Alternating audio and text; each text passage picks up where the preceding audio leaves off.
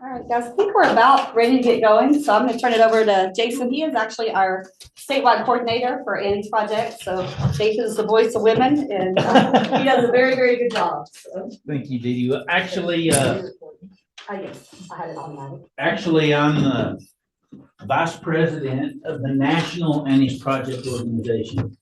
This is a project that I'm really passionate about, and I'll explain why later. It's funny, I'm sitting here thinking, and I had the picture up 14 years ago when we did probably the second class in Plainview, second class in Texas, which was in Plainview.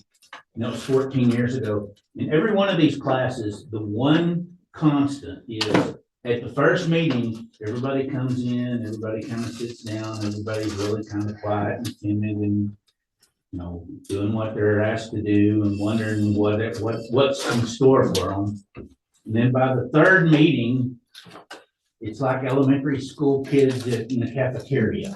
I mean, because you learn to talk and share, and that's really what Annie's is about. Annie's project was designed in 2003 as an extension program in Illinois to basically give farm and ranch women a voice and give them the opportunity to talk and share their experiences in a non-judgmental room with other women when they didn't always have that opportunity other than just talking to maybe family members.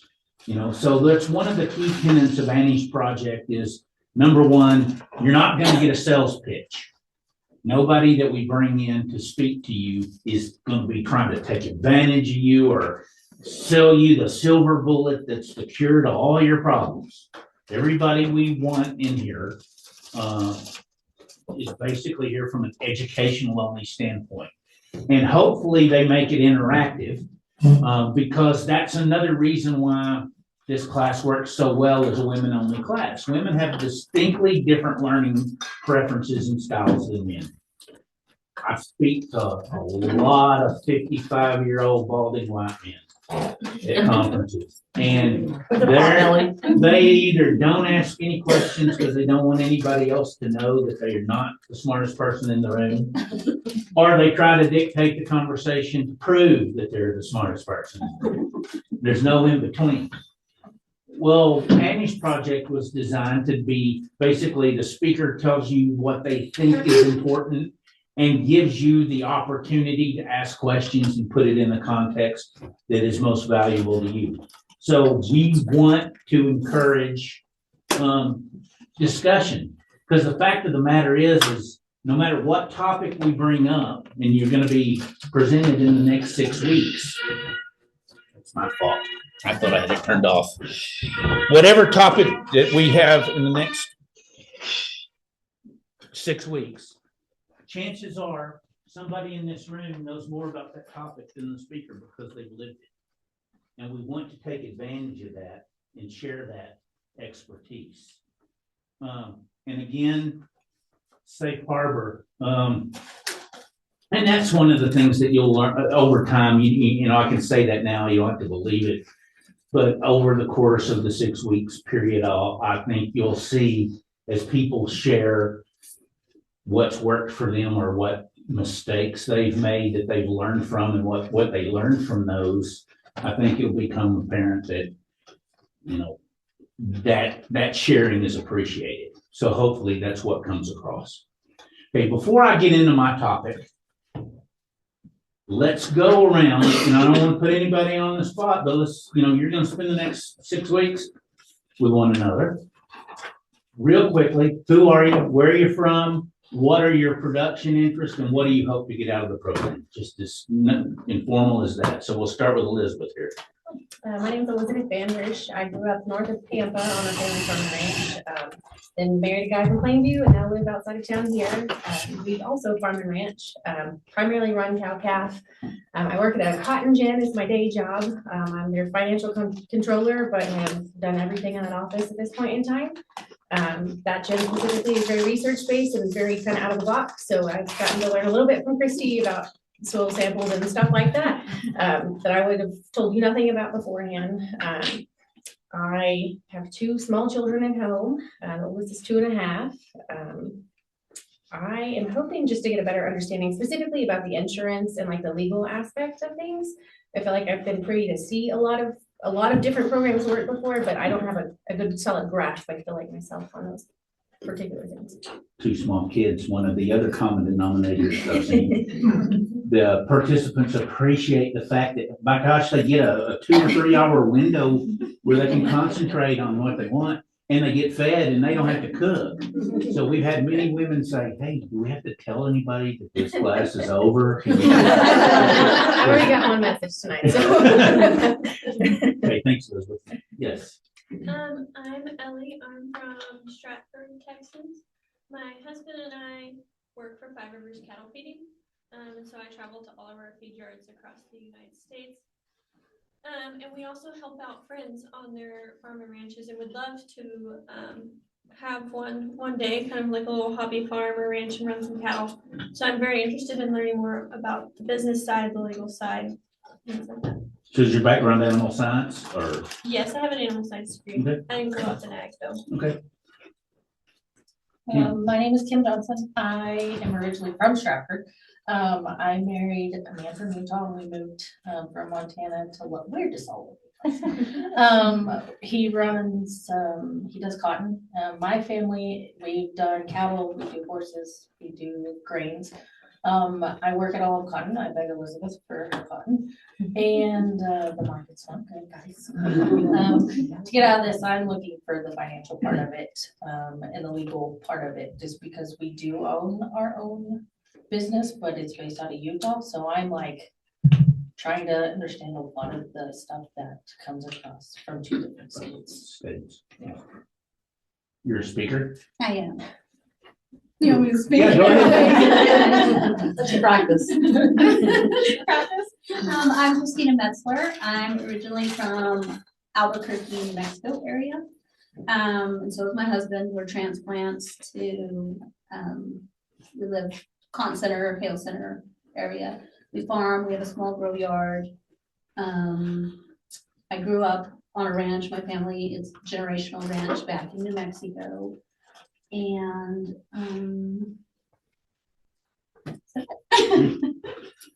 my name is Emma Smith. I grew up on a stocker cattle operation south of San Antonio. I guess my main title in life so far is student. I'm getting my graduate degree at WT. I graduated from AU in May, and so yeah. Degree in what? I got a degree in ag business, and then I'm doing my master's in ag business Okay. again. My name is Charlotte. I grew up on a rice farm in Southeast Texas, Cool. and so I'm a little bit away from home. Yes. Like Emma, I'm getting my master's at WT, so I've been a lifelong student. And so what I'm hoping to get out of this is just some first world experience through you guys into the ag industry. Sumina Mandari, and I'm from Nepal. And I am like I have just joined WT as a master's student, so I'm basically a student in my life. I'm Jessie. I grew up in Crest. My married a boy in Plainview, and I guess moral of the story, everybody knows where the husband is. But save the family farm. So I'm one of the speakers, even though after hearing more about this project, it's kind of appealing to come back. So, but we have a direct to consumer meat and produce market, and we also farm and have a cow-calf operation as well. And we've had that happen many, many times. I have on-site registration Yeah. package right here, so I got you covered. I'm Sheila Foster, live out towards Hart, between Crest and Hart. I'm actually a retired educator. I'm retired after 29 years, and I'm working harder and more now than I ever did when I was teaching. Running our farm office. We farm over 4 counties. And so we're on the go. Cotton, wish it was corn. Cotton, maize, cattle. I've spent my day-to-day digging through stacks, SEO, ARC, PLC, trying to make those decisions. So that's what I want to get more We're laughing because Yeah. I've gotta go. I've had 4 of those calls today. I Yeah. get 4 to 6 a day about. I would art love versus to know PLC. what you decided. because Yeah. That's what I'm. Jason's be gonna asking talk about it. I have a thought, but, I can tell you more about Forge than anybody would ever want to know. But anyway, I just want to, I want a better understanding of how I can help my husband and, take some of the pressure off of him. Come on, Trace, I know you like to talk. Okay, I'm Teresa Miller. I grew up out west towards Halfway. I went to school at Tech, and that's when I'm getting a degree in ag when I met my husband. Wound up in Floyd County after I got out of college, got married. Anyway, we farm. My husband passed away 2.5 years ago, but the family farm, the brothers and the nephews, my son are still farming it. And I think I stay pretty engaged, kind of be a good support system. Well, like I'm Debbie Young. Like Christina, I'm from generational rancher, but I'm from southern New Mexico, who married a generational farmer in Halfway. So we have hay baling business that we ran, and now we're looking for another ag-related income stream. I retired from teaching school. Annie. And most of these kids, little kids sitting here, But so I went back to school teaching, and we've got a plan that's ag related, and excited about that, and still run a small acreage, and we just need to push it up. And I need to feel more confident about the financial side on my side. Ask me anything about the biology STAR test or 8th grade, I could help. Your scores are phenomenal. I'm Shelley Berry. I'm from Cotton Center. I had the opportunity to do Annie's project last year up in Amarillo, and we're in 23. Really enjoyed it. I enjoyed getting to meet people and visit and learn, like Jason said, from other people and their experiences. So Good to have you back. Yeah. I'm Rainey Sagaster. I grew up in Slayton, a small town. When I met my husband at Tech, he called me a city girl. And we later married, and I live in Cotton Center too. And we've been farming now for about, more than 40 years. So things have changed a lot. And we've reached a new place in our farming operation, in that we're becoming the older ones. And we farm with my husband's how many generations? 5? 5th-generation farmer. We settled back in the 1800s, and so we have that responsibility of being stewards to that farm. And so throughout our whole lives, we farmed with family, grandparents, aunts, uncles, parents. Now it's brothers, sisters. I think all of the aunts and uncles have also gone, and our children. So we're coming to a new place, like an estate planning, and how are we going to pass that down, and how do we hand it to them smoothly and eventually? We're not ready to be out of it, but we want things to go smooth that way. To find myself in a new place. And also, it's always so exciting to me to be with other women that are in the field and doing things and learning from them as much as this. I love to learn. So. Okay. I'm Christy Keys. I'm the agronomy agent here in Castro Hill and Lane counties.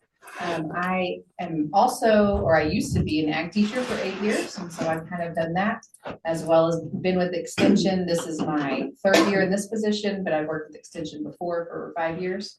And so I have no farming background. I have a kind of a cattle background-ish. My parents just on a whim bought a farm, and we had some cows. So that was about my extent of agriculture until I got to high school and joined FFA. And so that's what sparked my interest. And so I'm learning right alongside y'all. So. We'll get to know Dee Dee. I'll put it this way. Many of you mentioned that one of the reasons you're here is to increase your comfort level, confidence, and knowledge about financials. There's nobody in the state any better to help you do that than Dee Dee. She does, that's what she got hired to do. Now she does everything. But Kind of her, like you, people keep quitting and then yeah, we they keep keep getting more they keep positions that are ours. piling jobs on Dee Dee and not raising her pay equivalently. I How many don't know, districts were you the economist of at one time? about 5, Yeah. you know, which is, there's only 12 in the state. It's the extension so- way, so, yeah. So who's the sucker? The one that leaves or the one that stays and does everything? But seriously, from the financial side of the business, Dee Dee is your go-to person. She, in terms of, she can help you explain what's important and what's not important and how to track it and how to manage it. She does that all the time. And so we're very fortunate to have her here. She's probably my greatest success story Yes, I had a good teacher. as an educator. Yeah. Other thing I want to mention too, the reason I'm sitting down is because I think far too often people talk at you instead of to you. And I want to talk with you. That's why I'm sitting down and not standing up and looking down at you. You know, it's a pet peeve of mine. I know when we went in to purchase my wife's car, we went together and the damn salesman looked at me and talked to me the entire time. And finally he got through and I said, we're not going to buy a car from you, and here's why. She's the buyer. We told you that she was the buyer, and yet you persisted in selling the car to me. She's not interested because she didn't hear anything from you. And it just makes me sick when females are overlooked and you know, ignored. And so I don't for somebody to stand up and walk around the room looking down at you, I think, no, that sends the wrong message. I want this to be a discussion. So unless anybody else has anything to start with, I'll go ahead and just go into my part of the Let me tell you where the program. bathroom's at. Just in case you need to go to the bathroom, go down the hallway towards the red door. And the women's is first, the men's is next, but there's no men here other than him. And so feel free to use both of them. Absolutely. I was told by several people that I would end up in a room with padded walls. We're pretty close, huh? Yes, they were right. Including the bathrooms. It's a little weird. It is. Okay, so my topic, in my background, of course, is agricultural economics, but my minor was in family financial planning. My parents were both teachers. My dad was a middle school principal for 31 years, and my mom was a kindergarten teacher for 26 years. So I've always been really interested in education, obviously, but I've always been a kind of a tightwad with money. And so what I'm going to do, you will have plenty of discussions about finances and farm. And we'll talk a little bit about that, but what my topic tonight is kind of the recognized interchangeability and complementary nature of the farm and the family finances. So I showed you a picture of the Plainview class, which was, I haven't aged today in 14 years, since 2011. Well, this is why I am involved in Women in Ag programming. If you look at the picture, the black and white photo up there, what stands out to you in that photo? For you livestock people, there's a couple of things that are going to stand out.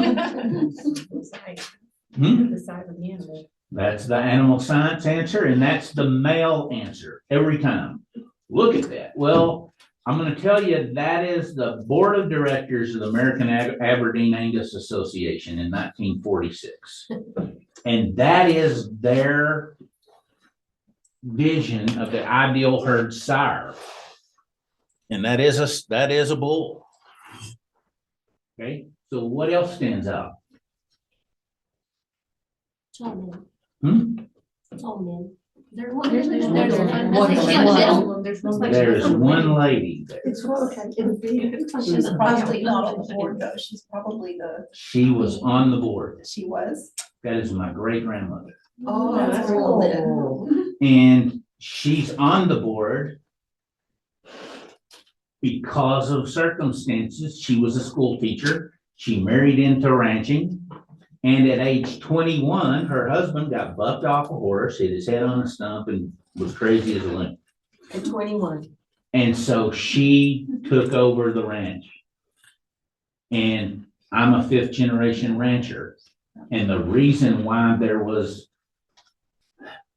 a 3rd generation rancher and a 4th generation rancher and a 5th generation rancher is because of Miss Lucille Gowdy, who was my great grandmother. So she ran the ranch pretty much single-handedly from the age of 21, knowing nothing about it until she was probably 92 years old. That's when she passed away. So going back 44 years, that's me, at age 12. I was only grandchild, only great grandchild, or the one she liked the most, because I was there. And I would go out every weekend and listen to her, and she would cook for me and tell me stories and about real Indians. I mean, really fascinating. And she gave me my first calf and, got me hooked as an addict, as a cattle guy. And now I'm challenged with trying to foster that same love with my kids. And it's hard because who wants to do that? But, it's when it was 10 degrees the other day, I didn't want to go out there and bust ice, but we had to do it. And so that's why I'm involved in this class. That's why I'm involved in Annie's at the national level. And if you want to, we have anniesproject.org is the national website. We have webinars up there, recorded webinars on livestock risk insurance and PRF insurance from rainfall and everything you can imagine. And it's basically nationally geared towards women. That's why I'm here. So I will hope that you will ignore the fact that I'm a male, because this class works so much better when there's no male in the room, because women feel more comfortable sharing their experiences. I hope I get a pass for tonight. I think you're our only male speaker, so. Well, good. No, and that's perfect. That's what we hope. But I just think it's important that you know where I'm coming from and why I'm here. So I'm going to talk to you about family financial management, which is not going to answer all your questions about what are the key ratios on your balance sheet for your operation and what's the green light, yellow light, and red light ones that need to be triggered. But I'm going to talk more generally from higher up about just some common sense financial management issues, and recognize how rare it is that somebody's going to talk to you about money that isn't selling you anything or trying to get you to buy into something that they earn a commission on. I work for Extension. I'm not here to sell you anything. So I'm just going to share my experiences with some of these, my perspectives. If it fits and seems like it might work for you, great. If it don't, ignore it and wait till something does. So let's kind of get started here. And let's talk about what's different from a financial management standpoint. When you listen to CNBC and you look at who their target audience is and who they're trying to sell stuff to, it isn't farmers, because farmers' finances are a lot different than a normal person in the urban areas. First off, many times there's no distinction between the money that's available for the farm or ranch and the money that's available to go on vacation or to pay the bills at the end of the month. Now, hopefully, and I think Dee will concur, hopefully we know to keep separate accounts, but that doesn't mean that we have money in both of them at the same time. So we have to recognize that it isn't a lifestyle. It's a genuine business, but and we have and our family is a business as well. Feast and famine nature, boom and bust. You know, I know right now in a lot of commodities, it's pretty hard. It looks pretty bleak, but there's always be a time when corn prices are really high and you know, right now cattle prices are really high. There's always a boom and a bust. And so farm and ranch families have to be very disciplined in the boom times to save some money back and put it aside, knowing full well that those good times are not gonna last. We're not gonna sell $1,500, $1,600, $1,700 calves 5 years from now. We're just not. So a lot of my 55-year-old balding men are buying replacement heifers based on, oh, these prices are gonna last forever. I can pay $3,500 for a replacement heifer. They'll be sad 5 years from now. So recognize that it's a boom and bust situation. So from financial management standpoint, we have to recognize that. Land ownership. Every farm and rancher I know, they'd much rather own land than anything else. They don't want to own the entire county. They just want to own every acre that adjoins theirs. When you tell them not to, they call a week later and apologize every time. Yeah, and you know, it's always, well, this is a once in a lifetime thing. If I don't buy it, somebody, if you put your financials together and you start to look at it, and I'll show an example of that, sometimes it's not the wisest decision. Just like when I go to a replacement female cell and I do the walk of shame home with an empty trailer, many times that's the best decision I could have made. Estate planning and transfer decisions, that came up some. You know, when you're trying to pass on an ongoing business or you're trying to pass on a legacy, you have to learn the estate transfer rules as they are in any given year, knowing that they change with administrations and they change with the budgets. And, you know, you may have to modify that plan, but from a peace of mind standpoint, you have to have something in place that makes sense for the rules that exist today. A lot of farm families don't have any investment plans in place. I run into too many farms whose retirement strategy is, look at all this equipment I got. You know, well, equipment, what happens to equipment from one year to the next? Does it appreciate in value or depreciate? So what a crappy place to put your retirement savings, you know. Not that the stock market is necessarily going up every day, but eventually it might go up 15 years from now, unless there's something magical about that tractor or that implement or sprayer. You know, it's probably going to be worth less than it is today. Diversification is a hard concept because it seems like all you can do is continually to pour more resources into the farm and ranch business. That may be what you have to do at the beginning, but at some point in time, you know, especially because of the estate planning issues, I got 3 kids. One of them I know will have an interest in the ranch. One of them I know will not have an interest in the ranch, and the other one is yet to be determined.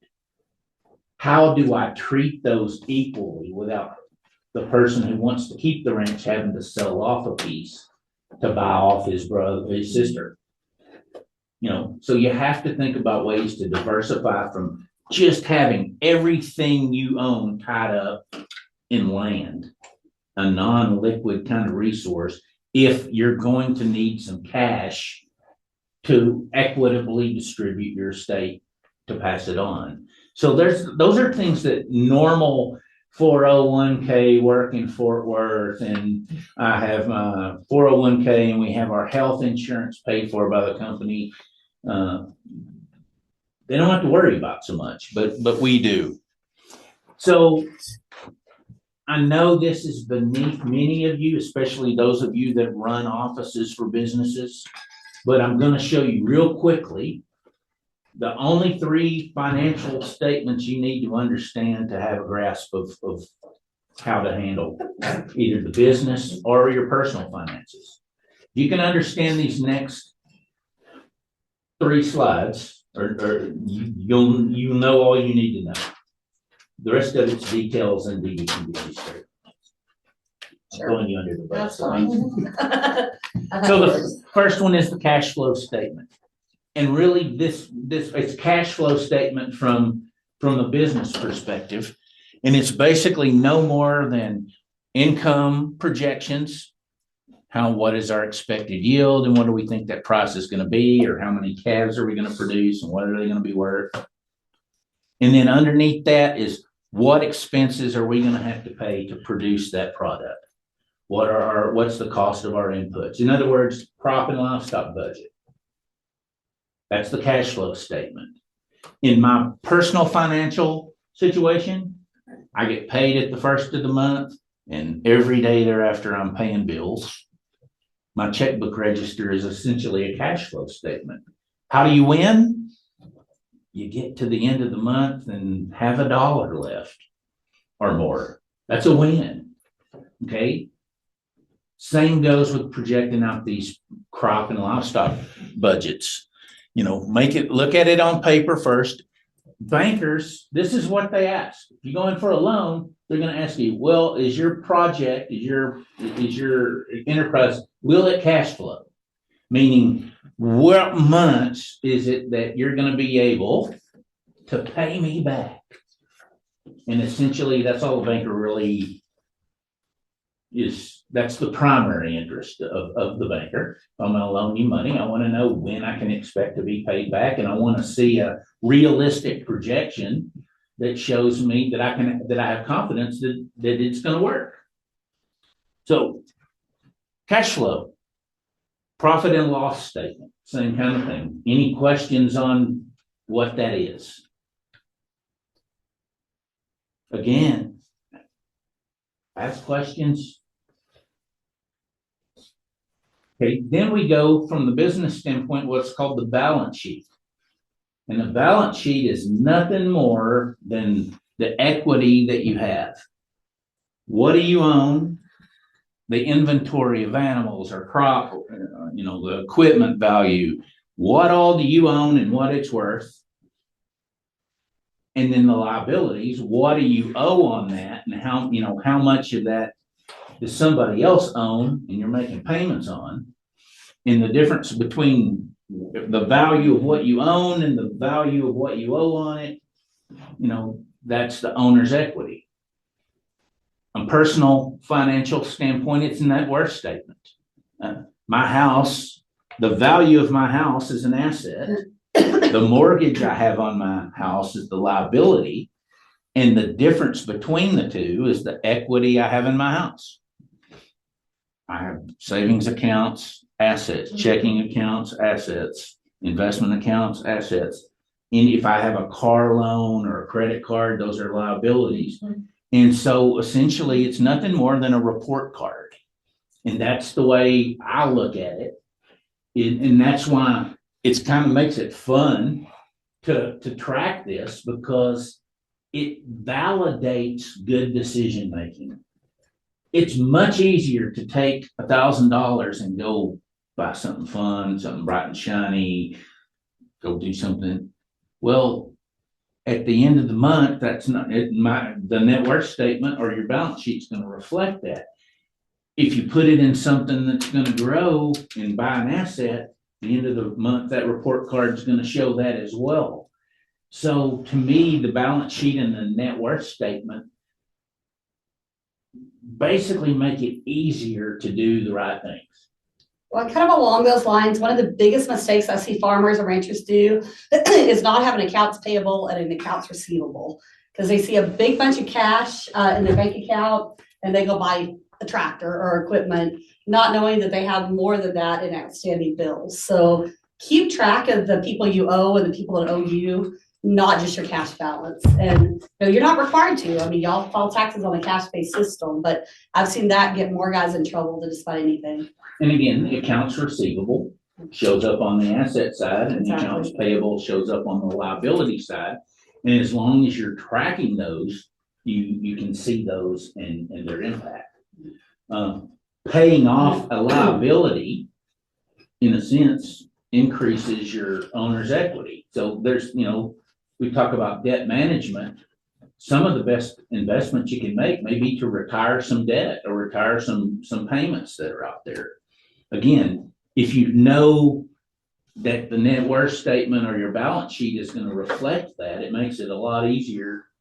It makes it more fun to do those things. Paying off bills is not fun necessarily, but if you can see the immediate impact, it helps a lot.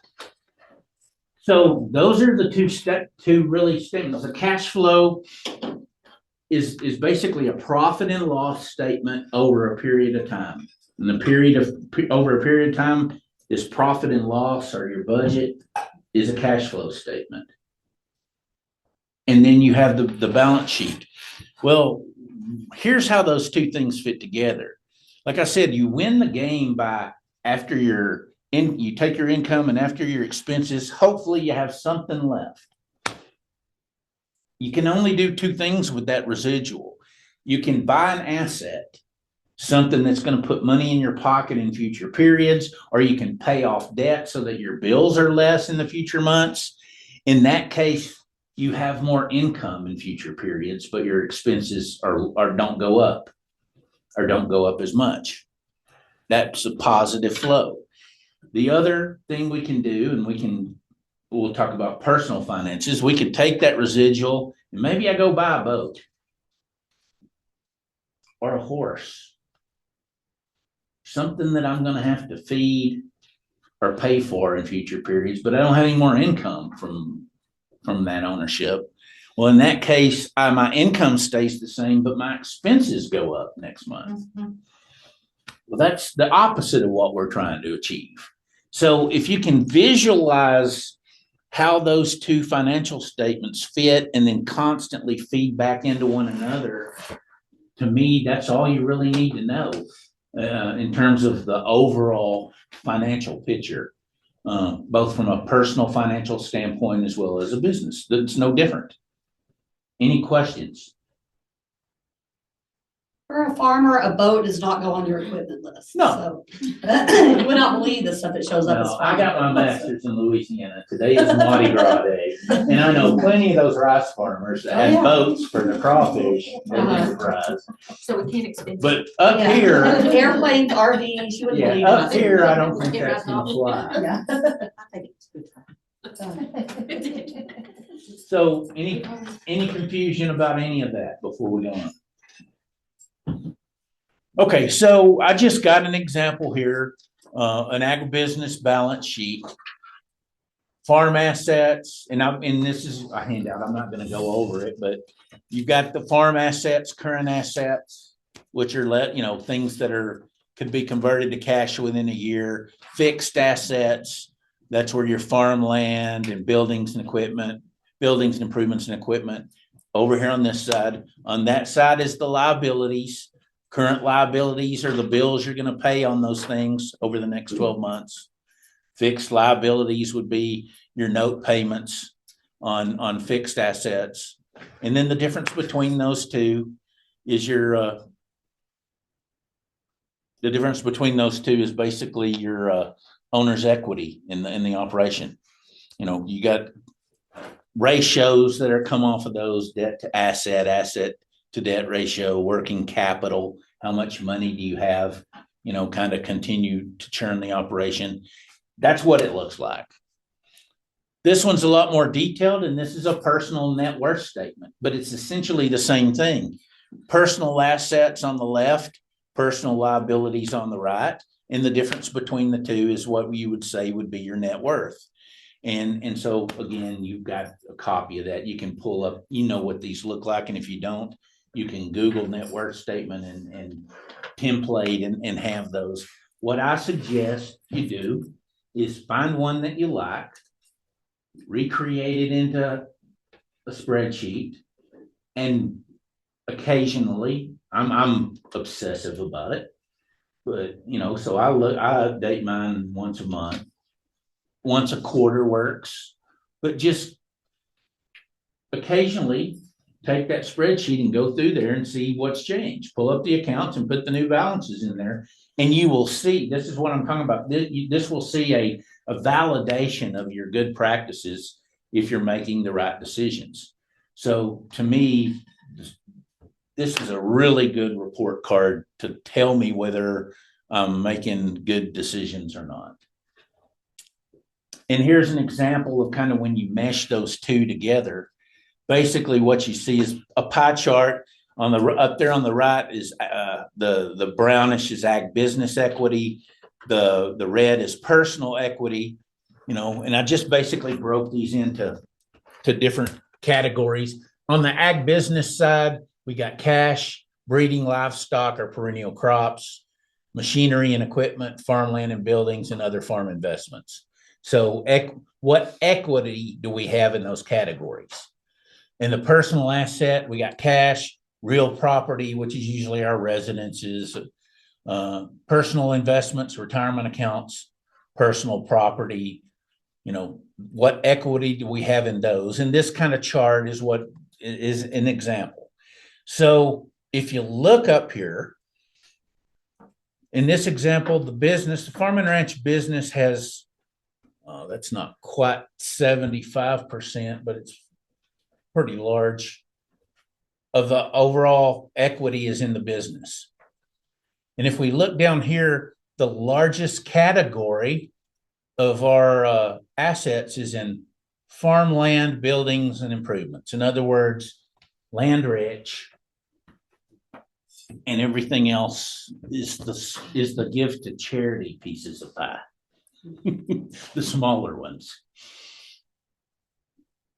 The problem is when the land comes up for sale next door, what is the natural inclination to do? Well, I'm going to add to it. Well, if you look at the bigger picture, that's probably the last thing you should be doing.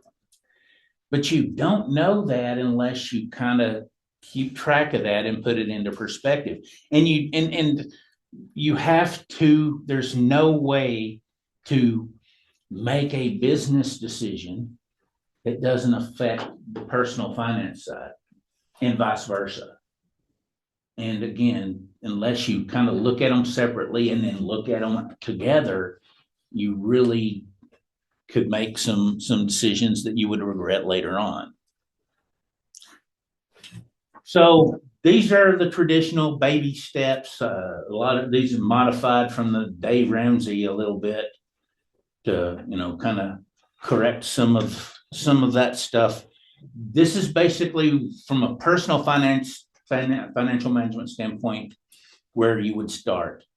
Start at the bottom, build an emergency fund because stuff's going to break, rather than having to rely on credit cards to finance those emergencies. Build an emergency fund first. Second, pay off high interest rate debt. So if you're rolling over or carrying credit card debt at 27% now, you're not going to find a better use of your money than paying that off. So pay, after you have an emergency fund, a nominal one, then you attack high interest rate debt. Then you build your emergency fund where it's supposed to be, somewhere in the neighborhood of 3 to 6 months living expenses. Then you contribute to a retirement savings plan. And there's a lot of those that are very useful for farm and ranch families. Then if you want to save for a kid or a grandkid's college, do so only after you save for your own retirement. Why do you save for your own retirement before you save for your kid's college that may be 5 years away? Well, my kid can borrow money for education if he has to. I can't borrow money to retire. And it's the same as the old airplane deal. Put the oxygen over yourself first before putting it on your kid. You don't save yourself first. That kid, you may save him in the short term, but eventually you're gonna be living with them, and they'll wish that they had school loans instead. So that's kind of why that priority step is where it is. Then if you want to pay off the rest of your debt, you can. You don't have to. Some debt you don't want to pay off. My mortgage is at 3.125%. The interest on that debt is the tax deduction. So that brings the real cost of that debt down into the twos. I can earn more than that in a tax-free money market. So I'm in no hurry to pay that off. I've got money to pay it off if I want to, but just paying off debt to have no debt doesn't make sense if you don't have some cash available too. If my kid breaks his arm and we, have to pay $5,000 on, for out of pocket, I can't sell the garage door to finance that. I don't want to have to take out a home equity loan to be able to generate money to pay that off. You got to have some liquidity there. So don't be in a hurry to pay off really low interest rate debt because it may be the cheapest loan you're going to get. Now, given the environment right now, when operating loans are 8+, I don't want to carry any more of that than I have to, and I certainly want to attack that first. So I'm going to skip over some of these because it's in your handout. There is such a thing as good debt and bad debt. And I work with financial literacy of high school kids, and the example I give them many times is, and these are two genuine examples. I had one friend who went to school, racked up $250,000 of student loan debt. And she graduated from UT Southwestern, and she is a brain surgeon. I mean, really playing with this stuff. That's an example of good debt. Even though it was $250,000 because she started out making $500,000 her first year after residency. I have another friend who racked up $250,000 at Trinity University in San Antonio to get a degree in elementary education. Same debt, but that's bad debt. So there's good debt and there's bad debt. And again, these are the current rates from the Federal Reserve Act survey. And if you look at, 8.72 on feeder cattle, 8.77 on farm operating, 8.5 on intermediate term, which would be your equipment, 8.18 in long-term farm real estate. Those are pretty high. So debt management is completely different today than it was 5 years ago when money was essentially free. You have to adjust your financial management to address the times that exist today. And debt and these higher interest rates are making things a lot more difficult, but they're also highlighting the importance of managing that debt. Insurance, and this is a really quick, easy matrix on how to handle insurance. If you look at this matrix, there are those things that from a severity standpoint would have dramatically high impacts. Your house burning down, that is a high impact event. On the frequency, we would hope, notwithstanding 45-mile-an-hour constant winds, we would hope that that's a low frequency event. It's not going to happen very often. Those combinations of low frequency events, but have high impact, that's where we transfer risk. That's where we buy homeowners insurance.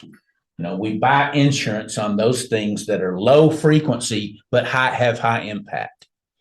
Things that are low severity, they're not going to hurt us very much, and they don't happen very often. Well, we just assume those risks. We try to do what we can, but we're going to retain those.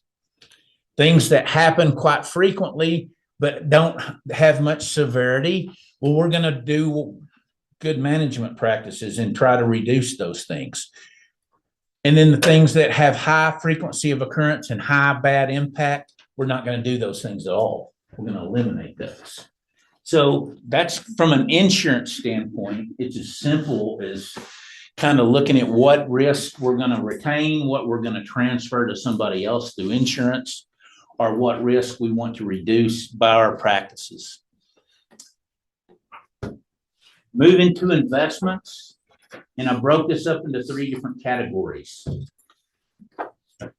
Strategic investment options. You can invest in yourself, and that's what y'all are doing here tonight. That's what several of y'all are continuing to do through continuing education and higher degrees, increasing your knowledge, skills, and abilities. And the younger you are, the more valuable that investment is, because you got the rest of your life to benefit from it. There's nothing you could do that's more useful for your time than increase your knowledge, skills, and abilities.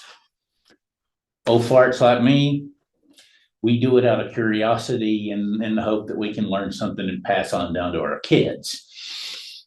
Invest in your business, expansion, diversified enterprises, technologies, equipment, developing side hustles. And somebody mentioned we're doing this now, but we want to look at other enterprise opportunities. That's a side hustle. And very wealthy people in this country are constantly looking for new side hustles, and they're managing and trying to build those. That's a never-ending quest. No matter how wealthy folks get, they're constantly thinking ahead about what else they could be doing. That's investing in your business. And then investing in your future, buying assets that generate passive income, saving for retirement, health spending accounts. All of those things are investing for future. And so you just kind of got to know at what stage of life you are and which one gives you the most bang for your buck. I put these on here, and I'll let you argue with me if you see something that's missing. But one of my side hustles is that I manage money for some wealthy individuals.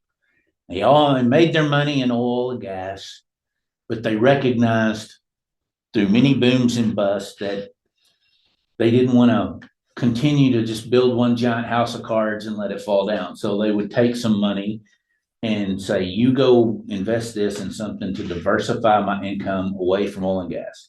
I know how to make money. I want you to help me keep it.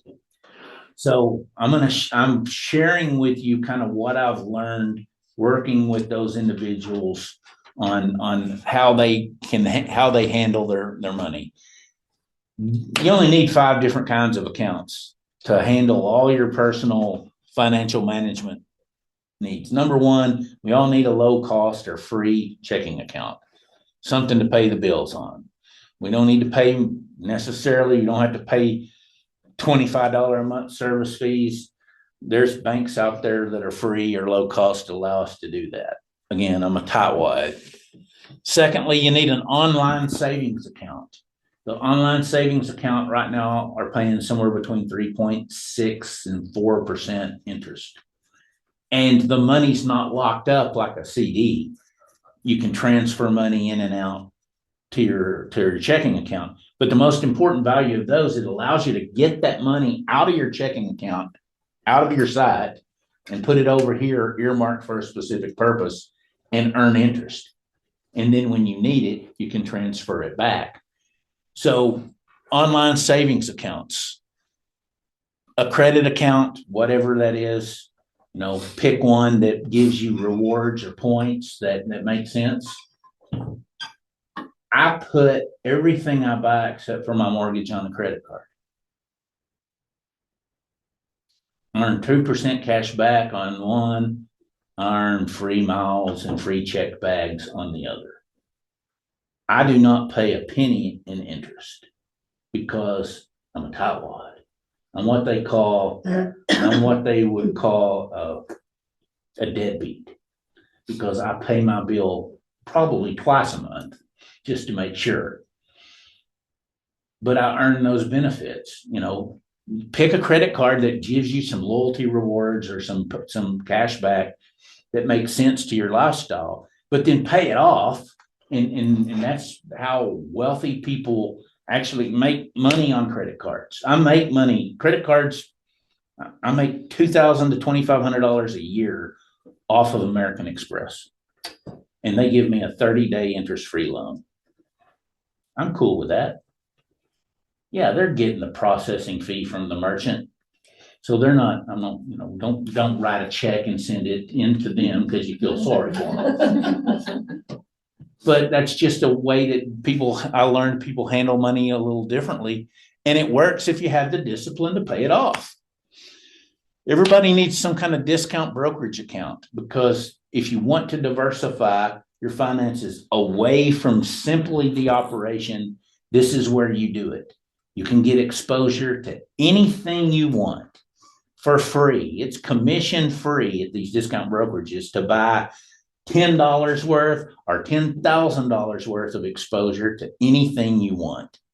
Gold, cryptocurrencies, foreign stocks, foreign bonds, commodities, oil and gas, gold, water, you name it. Those investments are easily identified, and you can diversify into anything you want if you have a brokerage account. Well, the discount brokerage accounts are free. So I picked those over more full service accounts. And then a retirement account of some sort.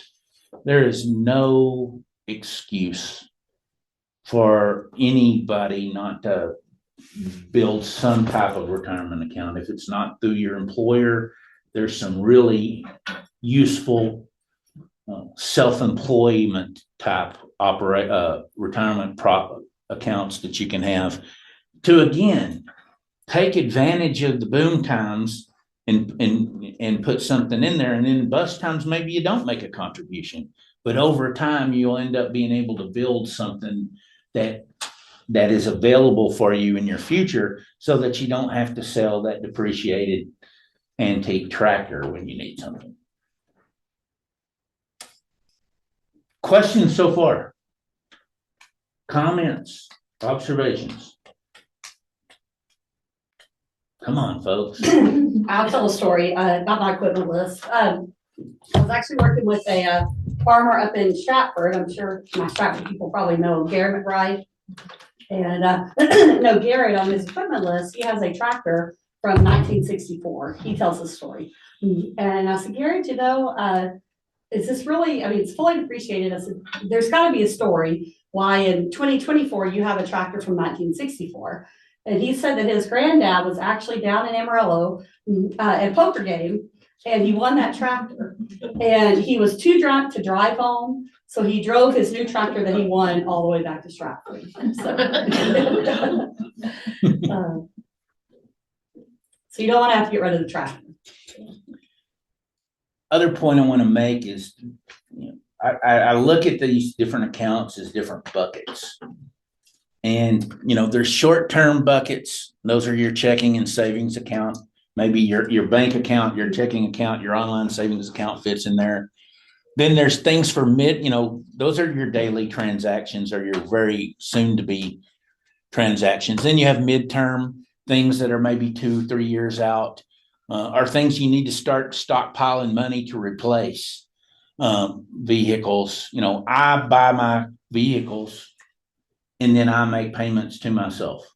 Well, I make my payments to myself and to the online savings account, and those basically earn interest rather than paying somebody else and paying interest.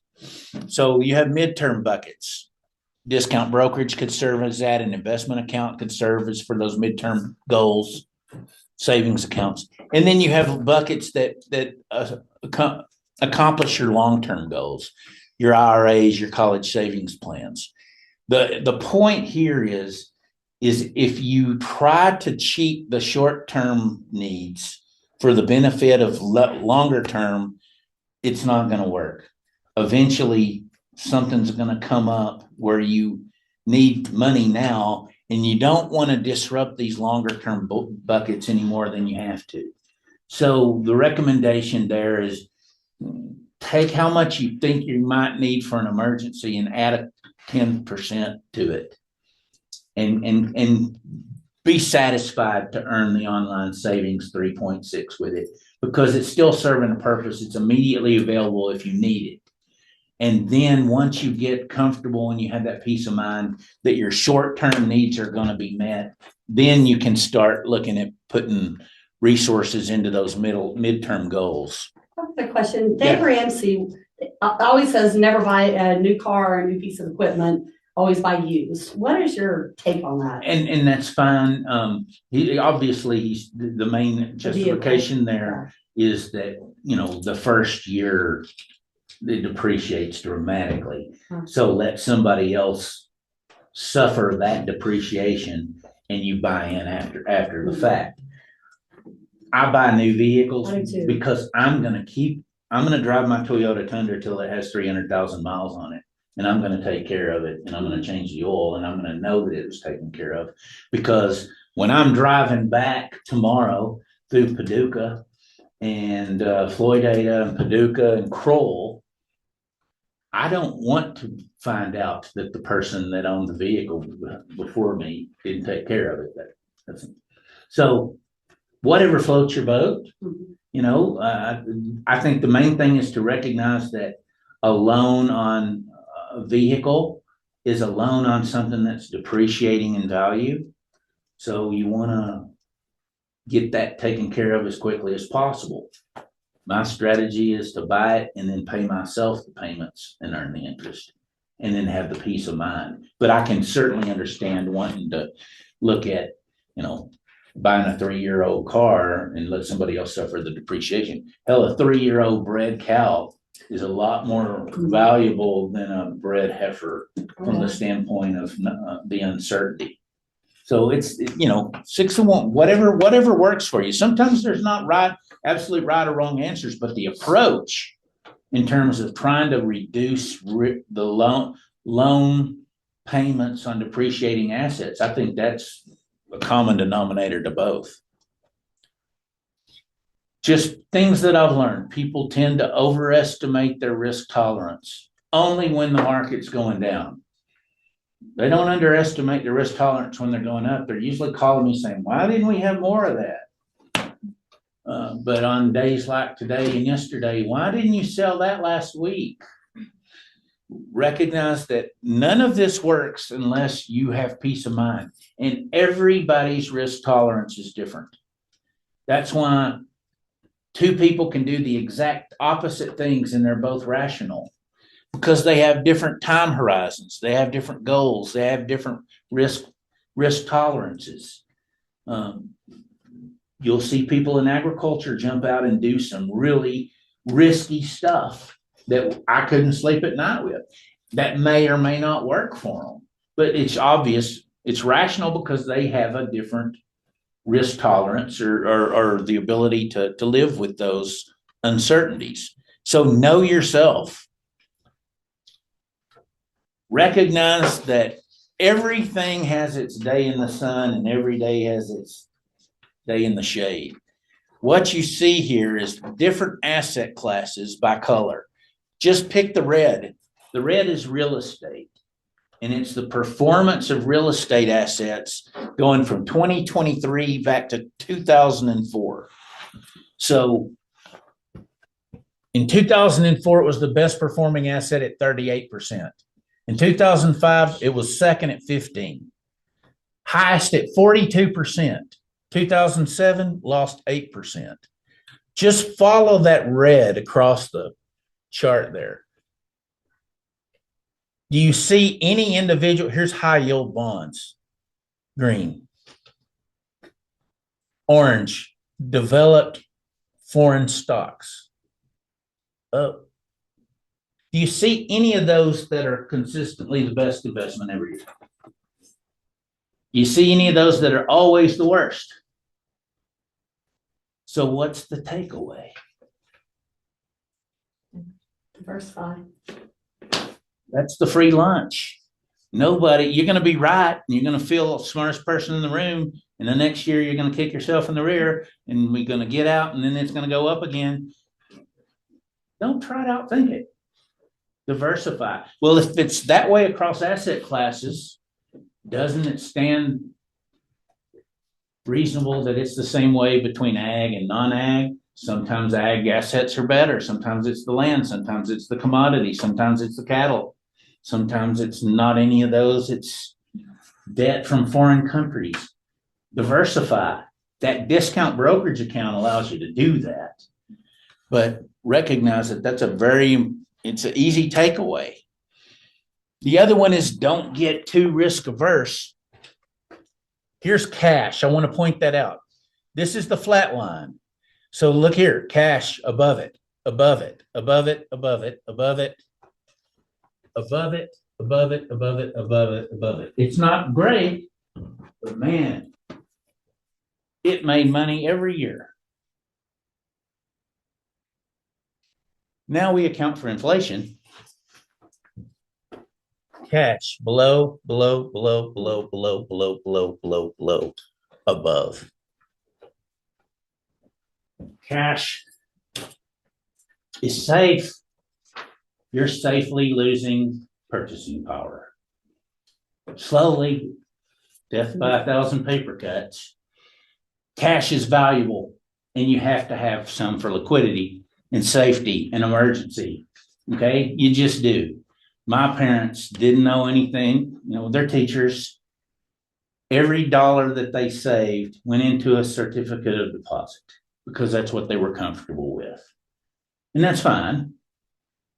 But that's going to just basically keep you churning water. And they had money that they were not going to use for 20 years, and they had it sitting in a CD. Maybe it earned 5%, maybe it earned 2%, maybe it earned 10%. But the years it earned 10%, what do you think the inflation rate was? It's an eroding asset when you account for inflation. I'm just giving, what this is basically just saying is you can diversify. This is kind of a pie chart of some of the wealthy folks that I work with. This is what we buy and how we diversify. And it's basically an admission that I don't know what the market's going to do. I don't know what the best thing's going to be. So we have exposure a certain amount to everything. And if you do that, like when your return, taxable bonds were just a little below 1%. Last year was a really good year. We had 25% in the S&P. My people I worked with earned on average between 15 and 19%. Well, 24, 20, and 26. All the rest of these are lower than that.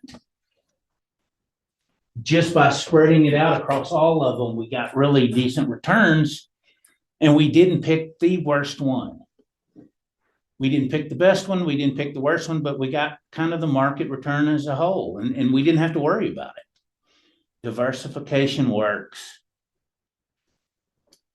Moving on to retirement real quick. Used to just be a three-legged stool. People had pensions, they had IRAs, and they relied on Social Security. Well, pensions are not as prominent anymore. My folks had TRS. It was good when they retired. 20 years after they retired, it's like, wow. Inflation has entirely eaten away at what was a comfortable living. You know, IRA, Social Security, you know, my kids, it's not even going to be around, so I'm not going to worry about it. Well, it'll be around in some form. You may have to be 88 before you start drawing on it, you know, but so really what you're looking at is earned income. Welcome to Walmart. Having some type of earned income after retirement, and then income from passive investments. So those IRAs, here's the different ones. Again, it's in your hand in your handout. But what I want to point out is this one. This is the one I use personally.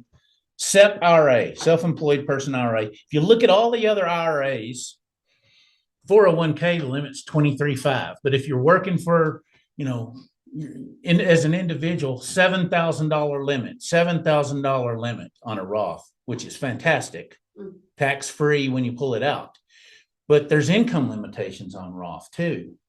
So many people can't even contribute, but the limit is $7,000. SEP IRA is for business owners, like farm and ranch, specifically for a sole proprietorship. The money I contribute to my SEP IRA is tax deductible. So on like my consulting stuff, I have income. The most expensive income you make is self-employment income. Because you get taxed at your ordinary income tax rate, and then you pay roughly 15.5% more to pay for the employer's portion of Medicare and Social Security. So self-employment income, you want to look at ways to deduct against that. Contributions to a SEP IRA are tax deductible, meaning any dollar I put in there, I can deduct off of my self-employment income. I still get to keep it. I can't draw it out till I'm, 59 and a half? That used to be a long way out. Now it's about 4 years away. But look at the limit, $70,000. It's actually 25% of your net income, or $70,000, which is less. But even in a worst case scenario, in those boom times, and rather than a farmer saying, "Oh, I made money this year, guess what I'm going to do? What am I going to do? I'm going to buy something, so I have to pay taxes." Yeah. So you don't want to pay Now that. that is never Is it coming that out of Section the- 179? Yeah. They're gonna, spend too much money so they can get that tax break and end up losing money in the end, so. And but I didn't have to pay any dollars to taxes. This way you get to keep the money, let it grow, reduce your current tax liability. So for those of you who aspire to and eventually will have a boom year, think about this as a preferred way to improve your future finances tremendously. 70,000, 25% of your net income you can get off of the self-employment tax, and you get to keep it. I know that Tiffany's going to hit this, but I do want to mention a few things, and I'm going to go quickly on this, on the estate planning aspect. Here's what I hope. I know for a fact, and Tiffany and I have not coordinated, but she's going to bring up some of these same things. She will bring up every one of these same things.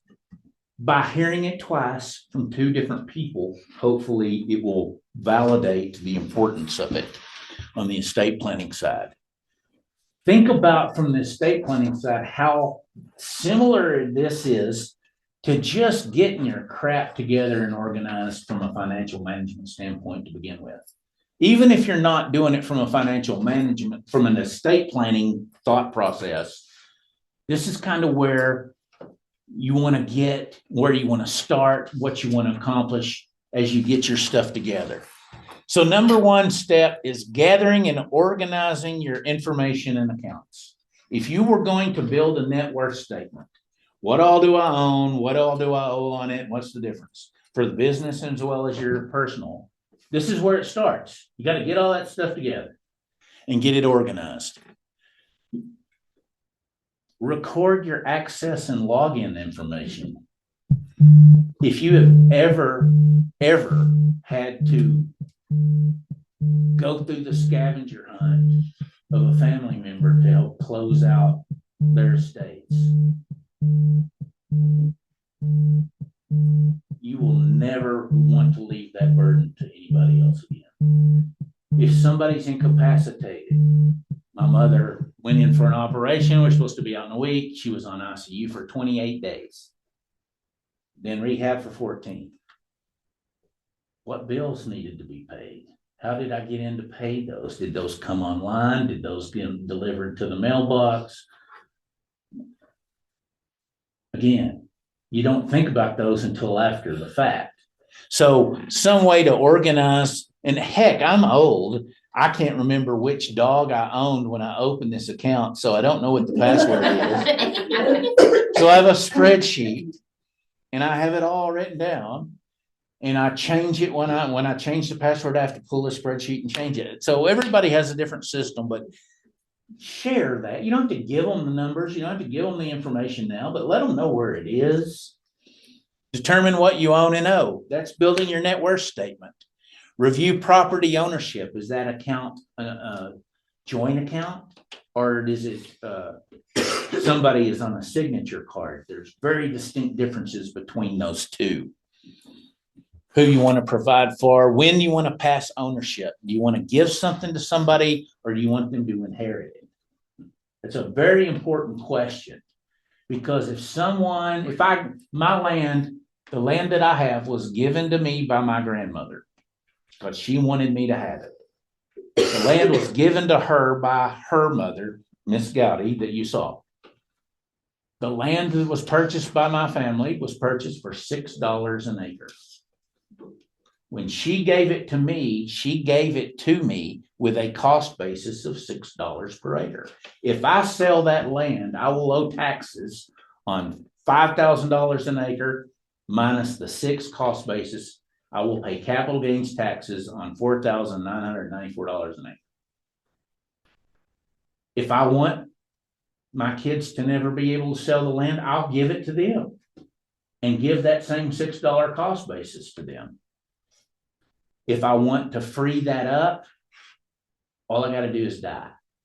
If they inherit the land, they get a stepped up cost basis, meaning they could sell it and the cost basis would be the market value as of the date of death. So they could eliminate capital gains taxes altogether if you die and leave it to somebody to inherit. Really big difference when it comes to legacy businesses on how you want to bequeath something. By giving it to them, you give them a cost basis. By dying and letting them inherit it, or a trust, certain trusts, you can get that stepped up cost basis. Well, one thing I can say is that you've got more than one kid, you're working on estate planning, don't just say, my kids get the farm. Because you may think they are BFFs, but they are not. After you're gone, it will become World War III because the piece of land that the other brother has is better than the one that brother has. And We're going through that right now. Without question. yes, Undivided interest among siblings is the worst a disaster. thing you can do. I feel like I should have minored in family counseling, so, I've never heard a success story. no. Because even if the brothers or siblings and sisters get along, I bet you their kids won't. And their kids won't, because they won't even see each other, but maybe at Thanksgiving or Each Christmas. generation, you've got more parties. You get too. further away from your relatives and you get further away from the land and the sentimentality. And people have, again, they're each rational, but they have different goals. So 4 mistakes I want to highlight. Number 1, not having a will at all. And this is actually not a mistake because everybody in here has a will. Every Texan has a will. If you don't have one that you designed, the state of Texas provides one for you called succession chart. And there it is. And that's how things get divided if you don't have a will. And the chances are that this is exactly what you want is nil, absolute 0. So 2 reasons. This is the will you get if you don't draw one up yourself. And then number 2, if you have minor children, that's the document where you name a guardian. So it's especially important if you have minor children to be considered to have a will so you can name the guardian. But if you don't have one you design, this is exactly it. And some of this goes back to spouse gets half the community property and 1/3 of the separate property. Children get half, 2/3 and 2/3 of the separate property. Some of this even goes back to where if there's not any kids and it goes back to the parents. Wow, what a nightmare. I don't want to share anything with my wife's parents.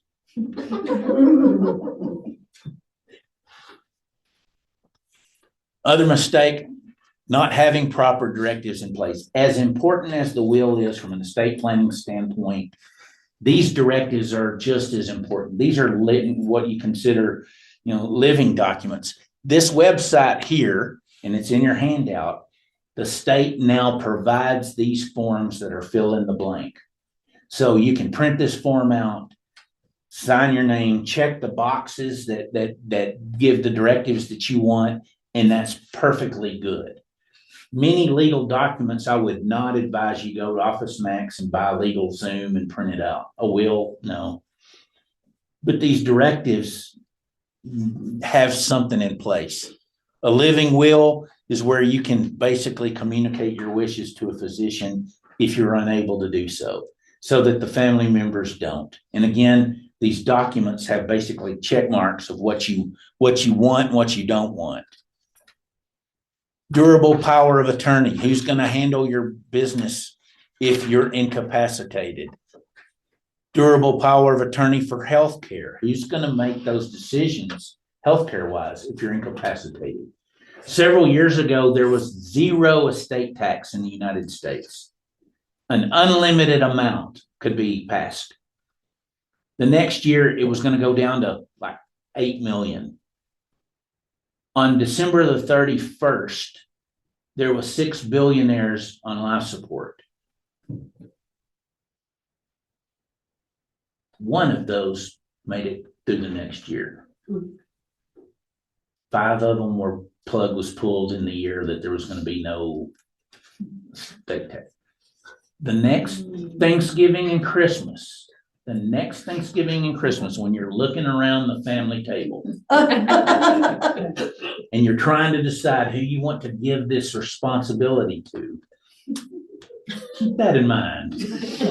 This durable power of attorney for healthcare is a really important one.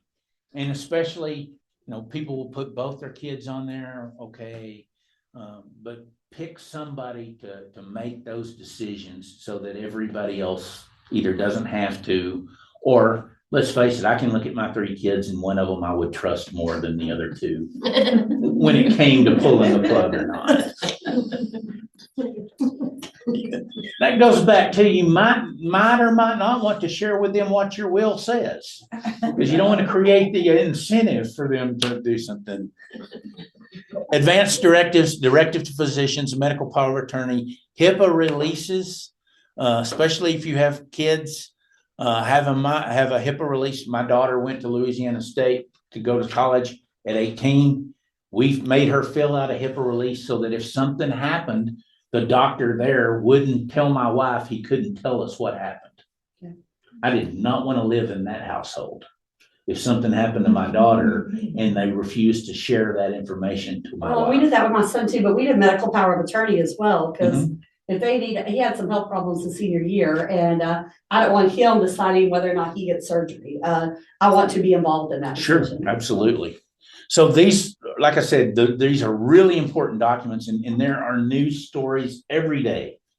Somebody's on life support, the husband or wife wants to pull the plug, and the parents don't want it, and there's no power of attorneys here, and it gets litigated through the courts. That Terry Schiavo case, that's the one in Florida that comes to mind. All of that is a result of her not having the directives to the physician and not having a power of attorney for medical decisions. So now that the state gives you the forms for free, there's really no excuse not to have those. And this is what that website looks like. And you see the links here. Declaration for mental health treatment, directive to physician, medical power of attorney, out of hospital, do not resuscitate orders, statutory durable power of attorney. I know Tiffany will go into detail on these, but again, when you hear it the second time, you know that it's important. And they're really easy to fill out. They are. If you get on there like this, so it's really easy. My grandparents are in their 80s and have dementia. And it's weird, like all this. I'm like, yeah, because my granddad thinks it's Tuesday in March or it's December and he thinks it's summer. And so we had to fill out these forms and my mom's like, I can't fill these out. I was like, well, look, I got on and they were super simple. And it lets you see what types of things they're asking too. Just the value of looking on there and go, I never thought about that situation or circumstance. It does. It asks a lot of like dementia, Alzheimer's. Do they have those signs? Okay, well, you need this form to help fill those out. And so it's really nice because if you don't have, I think one of the questions was like, how old any of you have this age? It's like, okay, you need this form. So it does tell you step by step of, if you need this form, go here. And then it gives you the link. And it's like, okay, do you need this form? This is what this form does. It's really helpful. If you've got college kids, most of the parents, Mama Bear Legal Forms works very, very well. It will tell you what you need for your college kids, and it's all in one spot. Thank you for sharing that. Dementia's hard. Yeah, absolutely. Absolutely. Not updating documents is mistake number 3. Again, example here. When I hired on at A&M in 1997, I had a wife, and she was the beneficiary on all my forms, my retirement account, everything. 5 years in, she was no longer my wife. 10 years later, or 5 years later, I married my current wife. I've been married to her for 24 years. Finally got it right. If I did not update my retirement account beneficiary and I died on my way home between Floydada and Paducah, got blown off the road. If I had not updated those documents, guess who gets my retirement account? No matter what my will says, a named beneficiary takes precedence. I would not have a very pleasant headstone if my previous wife were to be the beneficiary of my retirement account. So recognize that if you can name a beneficiary, you do so, because those assets go directly to that person without having to wait on, be frozen, go to probate. So there's tremendous value in efficiency and expediency in estate planning by naming a beneficiary if you can. The responsibility for that, though, means life changes, triggers, marriages, divorce. Go back and review those and make sure that those beneficiaries get updated. Does that make sense? Leaving a frustrating scavenger hunt. I mentioned this before as your final legacy. This is just an example of what I had for 2 years. My father-in-law died in January of 2022. He lived 5 blocks down the street from me and my wife. Had nothing recorded in terms of any of his accounts. In March of that same year, 2 months later, we had a tornado hit our town.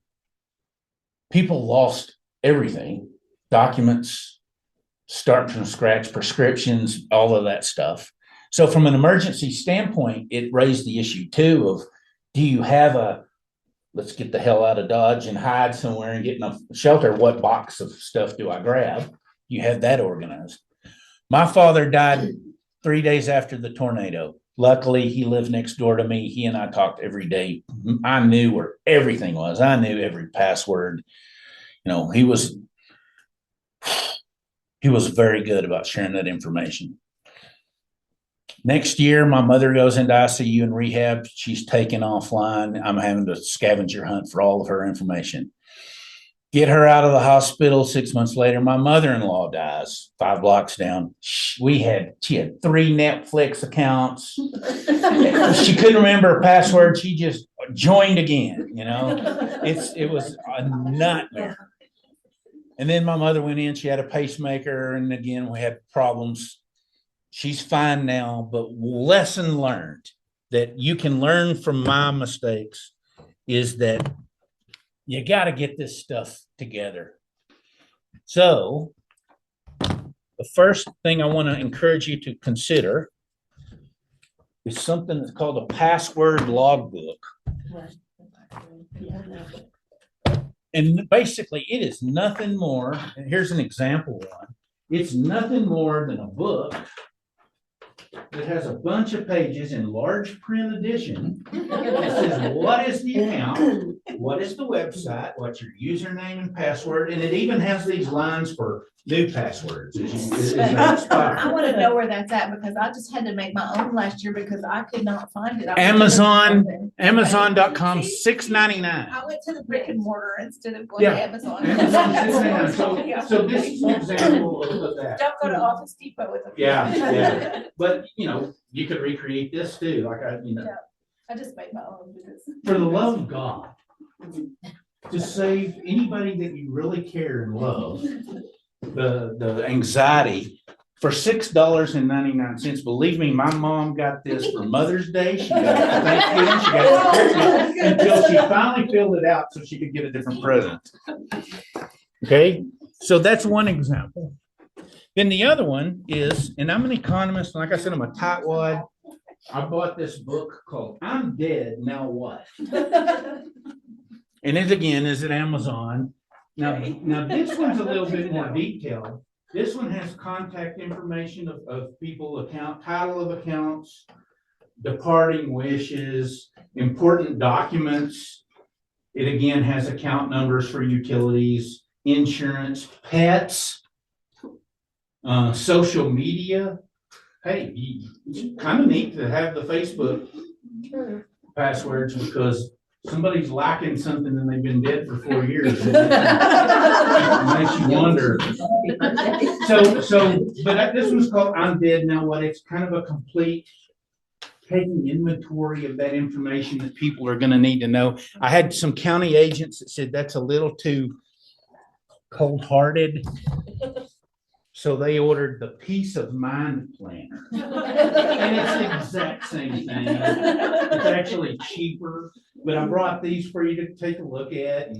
And this really helps get your stuff organized, get it together, get the information. And like I said, you don't have to tell your kids or parents or whatever what the passwords are.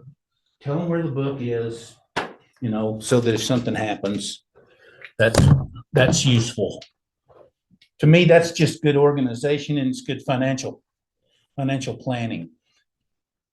I'm skipping through these. Then the next thing is getting your stuff organized.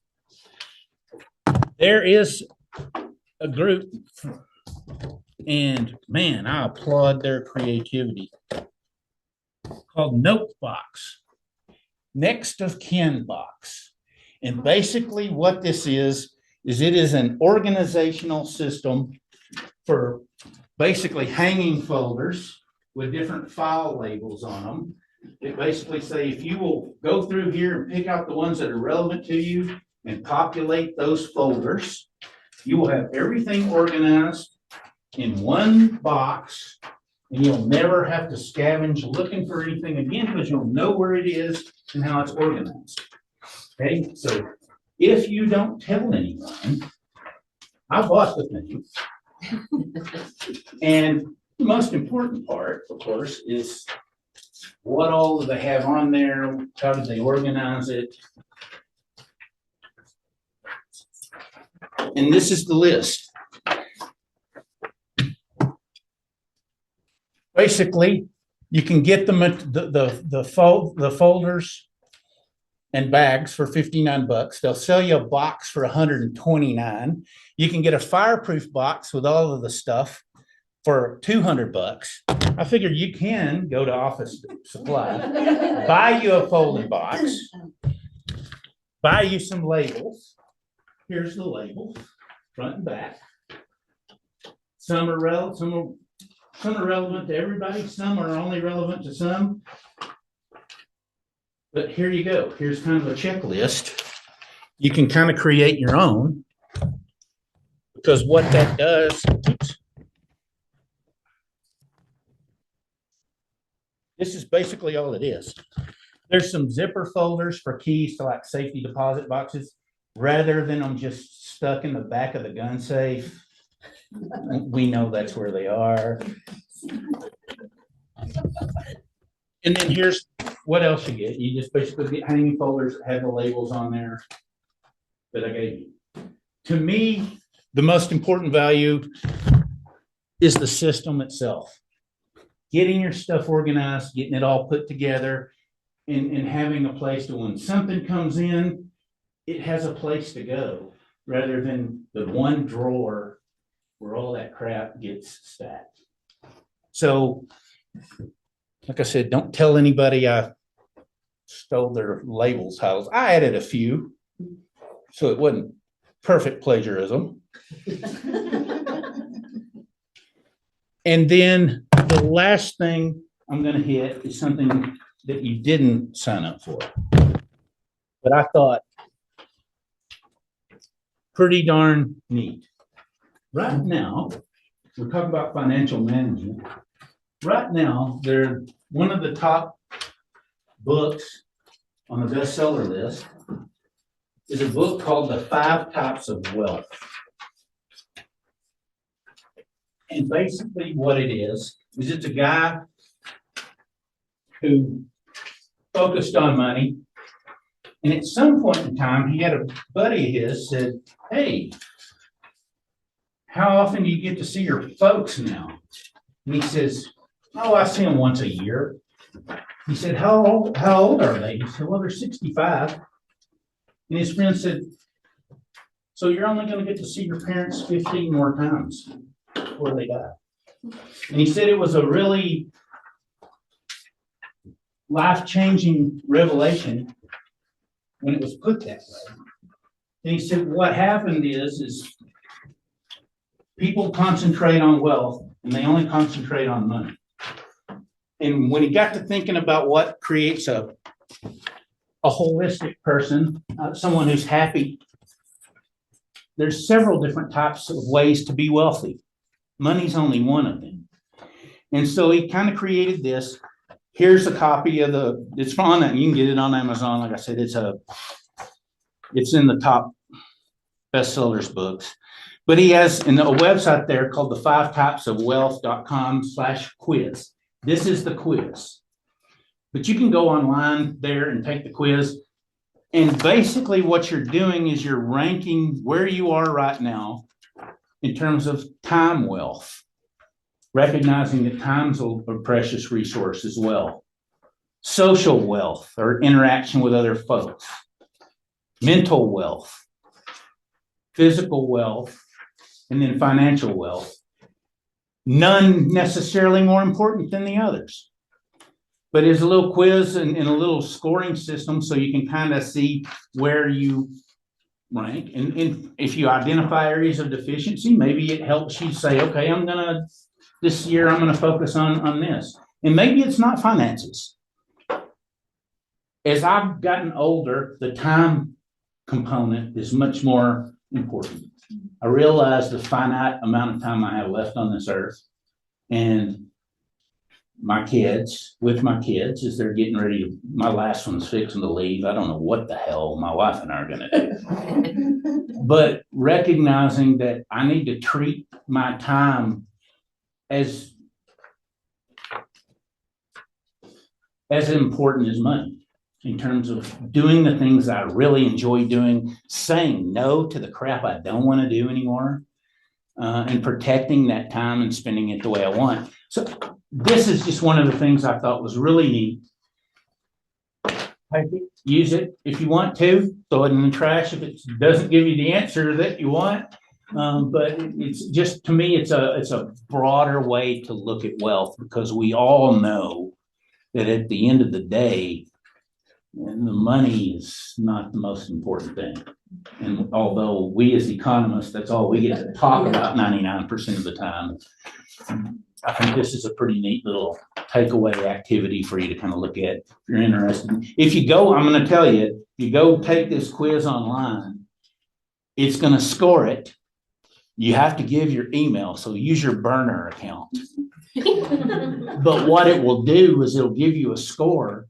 And then in those areas where you are below average, once every other day or third day, it'll send you some tips on things that you might could do to improve your well-being in that particular area. Some of them are really good ideas. Some of them are kind of cheesy, but hey, it's kind of a neat thing. So I wanted to kind of share that. What we hope with Annie's project is not just lecture, that you get some takeaways, you get some activities, and you're going to have lots of work to do getting a net worth statement together and profit loss. This is kind of a fun thing. So with that, anybody have any questions or comments? Hopefully, I'm jealous of you folks because I know what you're in for the next 6 weeks. I know the education you're going to get, the networking that you're going to get, and it's always rewarding as an educator, a graduation, to see something that has helped people address the issues that they want to address. That's why I do this. This is the best part of my job, is the Annie's Project stuff, so. Now, when I did this at Amarillo, we had about 20 or so women. And between those 20 women, we had 319 years of farming and ranching experience. And that is a really cool dynamic to see. The oldest in the room was 72, and then we had several WT kids. So the youngest was probably early 20s. And to see that dynamics and the relationships that kind of developed through that was very, very cool. And I promise you're not the only person that is or will be dealing with someone with dementia. So again, this class will be as good as you are willing to share those experiences so that everybody can take those lessons away. So thank y'all for letting me come and Thank you. kick this thing off. Thank And you. I will be watching to see how I things are gotta ask, going. why do you have a Kindle? I was gonna ask the same. Oh, Yeah. okay, so I originally bought this because when I started working with Oh, women, that's Barb. the first thing I wanted to do was dispel the stereotypes that all farm and ranch women, that all farm and ranch women were just the bookkeepers of the operation. And I knew better. So I saw this online. Don't ask me. I don't know what Amazon's algorithm is. Don't judge. But I saw this and I'm like, okay, I'm gonna buy this because this is so dang cheesy and stereotypical. This is one, I'm gonna hold this up and say, this is why we have to become better business partners, and is so that people realize that this isn't the way the real world works. What I did not know was Mattel is pretty damn smart. So this pack that, stereotypical, she's got a chicken, so she's a farmer, and she's got on boots, and she's wearing flannel, and she has on jeans. So she's a farmer, right? Well, on the back, this is Barbie Farmer Doll. Farmers are experts in agriculture. They produce all kinds of crops, livestock, and materials like cotton and wool. Farmers have a strong understanding of nature, but also use technology, science, and business skills to run a successful farm. Many farmers study agriculture in college.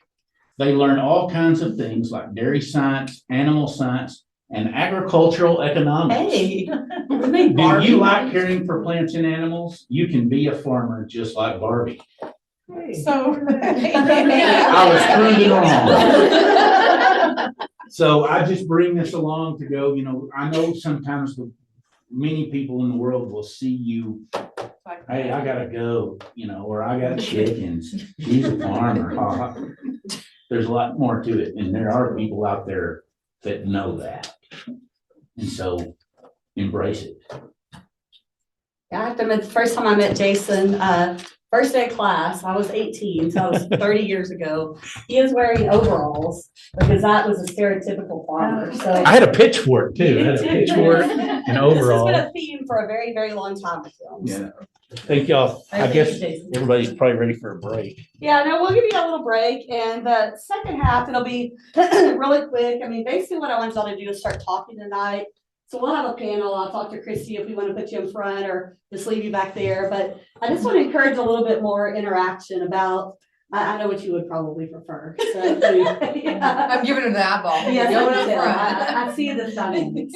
But just a little bit about what you've learned over the years and what have been your challenges, and then what would you tell your younger self? And so I want to get a little bit more interaction, and it won't last that long. It'll last as long as y'all want it to. But why don't y'all there's only 2 bathrooms, even if you use the men's. Right. And so take 5 or so minutes, and then we'll turn around and do a little bit more just one-on-one networking type stuff.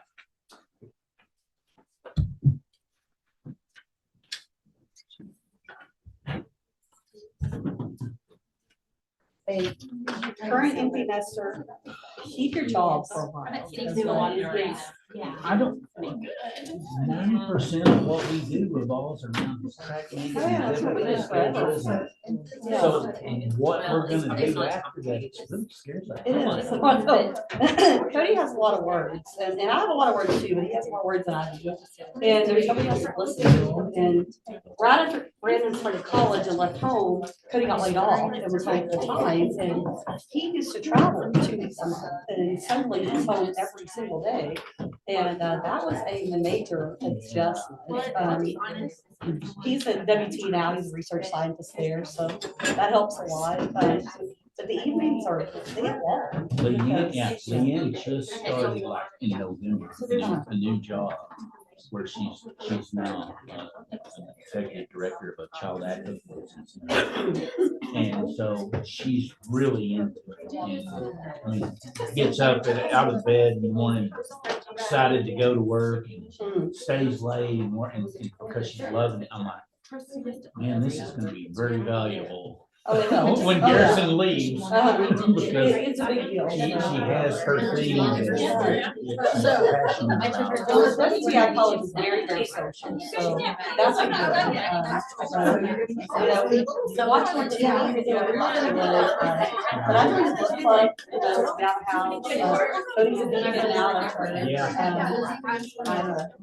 I joined a women's group, which honestly is longer, it drinks more than anything I've ever done in college. It's just a bunch of 32 to 70-year-old women, but anyway, we had to find things to do together in a park, and that's never been an issue before. We've always had. You knew what the together part was. Exactly. Family related. Yeah. Definitely changed. The way I like it, because you're not quite so scheduled, if you're not. Too high to do what figure out the kind of thing. So that part is nice, the freedom is nice, but the extra time is a little nervy. Her summer's freshman year was great. He came on that second summer. And we were both ready. Full and vinegar. Yeah. Full and water. Yeah. Well, I'm independent. I'm all the rules. Oh, I know. And this is more just that he's an idol, so he would work from like 4 to midnight, and they get home about 12:30, and then he can dinner. And so we get ready to kill around the house. He just 1, 2 in the morning, and it's like, it's hard to turn that off, you know, and we have to get up at 8 a.m. the next day, so opposite schedules, yeah, hard to talk to him. We get along a lot better now that he doesn't come home for the summer. Because everybody changes. You change who you are, and Of they course, change who they of are. course. I have a boyfriend, mom and dad hated it, so I should not, which is not her. I should not have gone home myself. So that was the worst year of our relationship. I think that's when me and mom didn't get along at all, because I was not spending the summer the way she thought I needed to be spending. Oh, yeah. Sorry, so I'm. Well, Brandon and I have very different personalities. Doesn't plan anything, organizes nothing, it's all last minute. He's a good student, he's an engineer, Nancy, but I'm very much a planner and I like to get it done early, so 6 hours away here, great, in the same house, and it's not a good situation,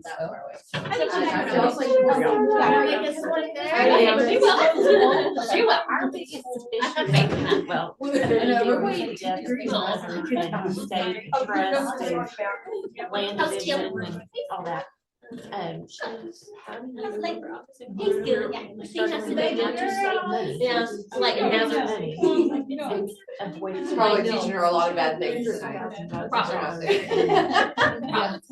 So I bet they're having loads of fun. There's not so many. I was going my husband. I was really having fun, and I was like, and he said the witch was like negative. What is the money coming from? It was. That sounds like Alan. He said, Sounds like what's been that's exactly like, can you leave your pickups in front? I can take the first 10 to 20 years. Like, it did was like carry over. When there's and he's like, hold on to it.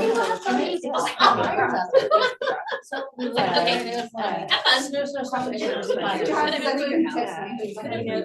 on that stuff. I do all these meal preps. I and love it, don't because do today he was nothing. like, why do we live here? I was like, There's frozen meals, there's fresh meals, there's. which we did, Like, well, the he's fact that you from Egypt, so he's like. Uh-huh. He's like, oh, yes. Uh-huh. But He only cooks fresh still, stuff. I have, Prepaid work well. Prepaid work well. but- Yeah. They do, so, And that- Anywhere but big screen. Last year, it's okay. They take the can down the road. Well, that's That's the year, really the year you retire, you've got a little problem. So, and, some has to do that. They have inventory and prepaids and all that stuff. And then when they decide not to farm, then they've got all these, all this cash coming, you know, and no expenses against it for the next Yeah. year. And Yeah, so- that's- And while, There's 3 houses there. you know, Yeah, I part sit of here my and house, but- don't buy stuff just to not pay taxes, don't buy stuff. But it's okay, actually. Take a real critical I like look my at your own. operation and think, what can I invest in that is gonna make me more profitable in the future or lower my We went costs? to Utah. Bona fide investments And are I good didn't think I uses of the Yeah. operation. And, you know, Go back, I had but to. as long as you're not just doing this to keep from paying taxes. Right, don't buy stuff just to buy stuff. So I've got a farmers that do that. Yeah, well, and we did spend a lot of money I at the mean, end of the year, but it was not, I mean, it Gillard would done, definitely right? be stuff that's used, you know, it's not, was nothing that was Right. not Y'all- needed. y'all are all priced But, out, all you know, done. we're trying That to- means. We're developing exit plans. Right. We're to that point. The front of the class. So, I mean, Get just right as now much we out would of like Spain to as you snowball. care. Building and building. It's not like this in my Well, day. and, I have you know, a not practiced that's much. certainly one of those strategic Conversation. You have full range with your. I know, right? And I really I call what all Except for the- Shelley, she sits over here, I don't like it. Yeah. That's my bad. Well, I can move over there. See, I like, that's red out, kind of. It's all like, Yes. It's okay.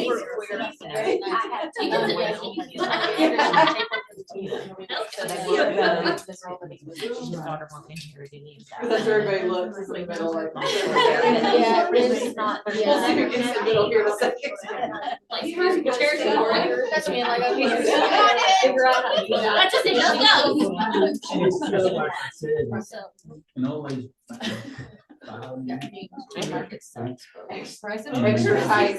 This is bringing. I have a bunch of inherited, they step up and you eliminate, you take those. Yes.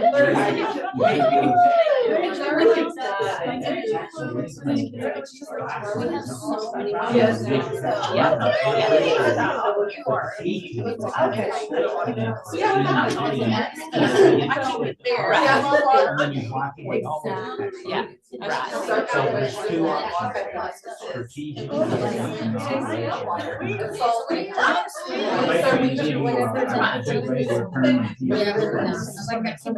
So, I'm pretty excited, I think I call about it. More long term. Yes.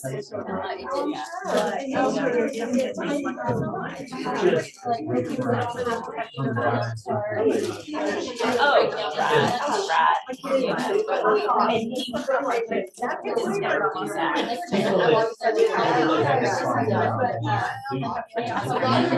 That's a good problem to have. All problems that come up to me, that's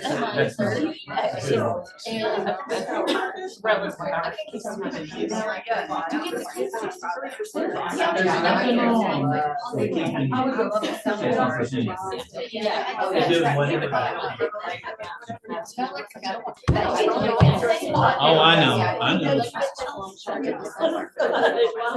All right. Thank you. All right, guys, let's get our 3 panelists up here, so I don't keep y'all too late. Yes.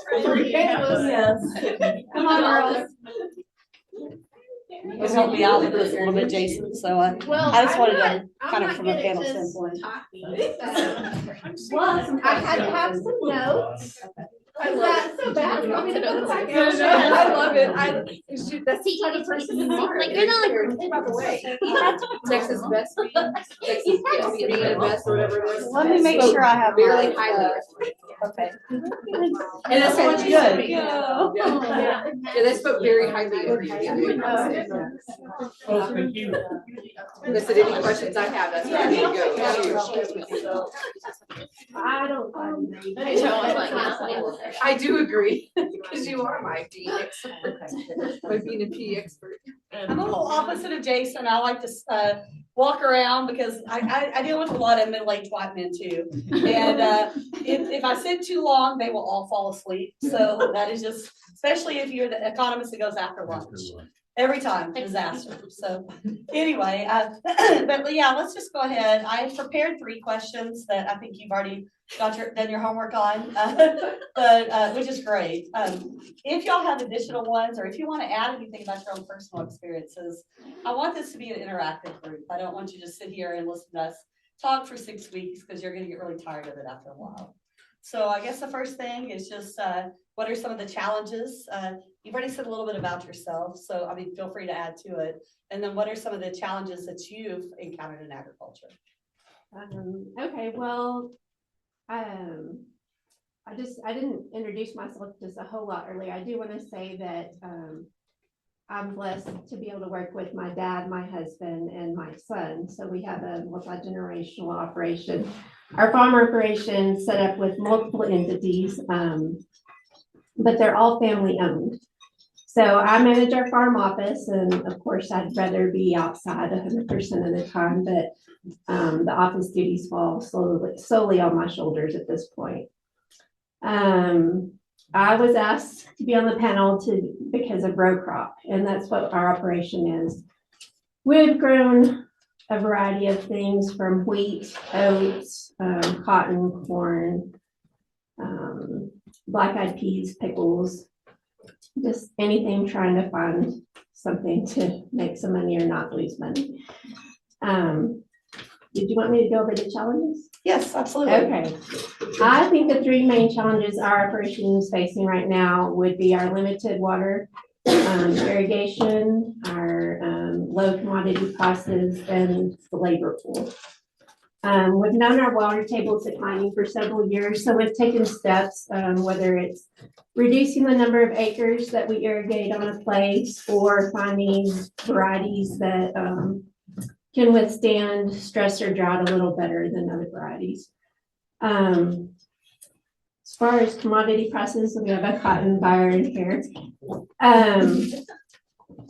You may agree. There was an article last month by Adam Rabowitz of Auburn University, and he was going over cost of production. He said, obviously, every farm's going to have their own unique cost of production. But when he looked at the national forecasted cost of production and average yield for the last 5 years, the break-even price for corn and peanuts would have to increase 17% over the 24-25 price, while cotton prices would have to rise 59%. Wow. I don't see commodity prices making those adjustments this year or possibly next. And so that's, I mean, it's a huge concern, I think, for every row crop farmer. The other issue is our labor pool. You know, when my husband started working for our farm operation in '93, we had 12 full-time employees besides the family members. Today we have 6, and 2 of those are non-family members. You don't have people that are in the area or want to work in a row crop situation. You see lots of people, you know, go to H2As and things like that to fill those needs. And I'm sure if we're able to continue to farm, that'll be avenues we look at. But as long as we can find people to work locally, we're trying to do that. So let's say that's our challenges. Go ahead. We have many of the same challenges as Shelley. Our business. Just tell them what kind of operation you have first. Oh, yeah, that's what I was gonna say. Our business is more, currently, our grow yard cattle. Do have some cow calf, but mostly, we grow cattle. Starting to finish cattle now as well. 10 years ago, we were heavily row crop. And then we started looking to diversify. We too would employ 7, 8 people during harvest, more than that. Our biggest challenge was and is labor. And we do employ H2A. It's myself, my husband, and then we have one full-time. He's from South Africa. He came on H2A, but he's a resident. And then we have 3 H2As for this current year. Other challenge. Can you explain what H2A is for H2 people that may not be familiar? Sure. H2A is foreign workers. They come here for 10 months, go back home for 2 months, and then you can hire the same people if you like them. You don't. It's expensive. You've got to pay everything. You've got to pay their flights. You've got to pay just everything, provide housing, vehicles, same things you would have to do here, but the government has a set wage, and it's much higher than I think people would pay here. But we just couldn't find the quality of labor to help us, and we don't have other family members that can step in and help us in any way. So that's what we do. Challenges as well, water, commodity prices, buying, selling cattle. It seems like we buy our cattle at the highest prices, and we go to sell them and we get the lowest prices. So we haven't figured that out yet, and I don't know if we ever will. Tried different avenues, kind of private sale, private buyers. We've done superior, internet auctions, and still it's kind of a struggle. Insurances, LRP, that's a whole issue, trying to figure all that out. And I don't know, I guess another big challenge is balancing. I can't be in 15 million places, but I've got to be in the office. I've got to be on the farm. I've got to be in the grow yard. And so that's kind of a challenge. To find somebody to kind of help and relieve some of those responsibilities. Okay. Those are our challenges. Thank you. Well, we're traditional row crop farmers. Me and my husband's a 4th generation farmer. And like the consensus, the problem is the water. And my husband knew when we got married, the way we're currently farming is not going to be how our children farm, my child. So we were wanting to come up with a solution to still keep the family farm, but how to sustain, like make a living or change the farming. So we have a direct to consumer beef and produce market downtown. And some of the challenges are just educating, like advocating for agriculture. You'd be surprised how many people in Plainview, Texas, the knowledge is lack thereof. So it's a really, or the information they are getting is from TikTok, or social media in general, which is not for the farmer currently. So it's just a lot of educating and really advocating for farmers as a whole. Some other challenges. We did start this project because of water. Yes, vegetables do take water, but we're able to do it on our produce farm is 22 acres. And yeah, it's still water, but not corn or cotton in a section like it's, and unlike all of the corn and cotton, for the first time ever, we're now able to name our price, which is really cool. It's hard to get out of that mindset too of like, oh, well, you take it to the elevator and then you're done, or take it to the compress and you wait for someone to buy your cotton. But I think with ours, getting to name our price, but there are challenges too, like trying to find work labor is another common problem we have. Last summer, peak summer, my husband hired and fired 10 people in 1 week. Wow. It was a bad week on the farm. But labor is, no, Lane was not happy. And you know, Lane is a very happy person, so it's a bad week. But so that would be our main challenge is the labor and really like figuring out, it's a completely different problem than what we're used to as well, like knowing how much to grow. Yeah. Like, I mean, our first year, nobody bought green beans. And then the second year, they were like a vanish. Like everybody wants green beans. So how do you gauge what to grow and how much to grow? And the same with cattle, like how much way cattle prices are. Do you buy the cattle right now? But you can't run out of beef in your store either because it's so much easier for them to go back to United or Walmart. Whereas they're not going to forget the big chains like they would me if I'm out for X amount of weeks. I mean, you can't just finish a calf that quick. So it is a longer process of figuring out of how much we need and when or how much to gauge. So. On the vegetable production, how is that irrigated? So we just put drip in this Okay. past year. And drip, you were asking about investments. That's one of the things that I forgot and thought about maybe going in. So the vegetables on drip? Yes, and it did a complete like 180 for our farm. The first year it was a little overhead sprinklers and I mean the first year we started on 7 acres. It was just me and my husband that harvested, planted, and did everything from the seed to getting it to our storefront. And then now this is our third summer and we're at 22 acres. And so, but yes, putting in drip last year was a huge investment, but it's already made a significant improvement on our farm. Any hothouse or greenhouse? So we have 2 high tunnels, which is similar to it's a hothouse.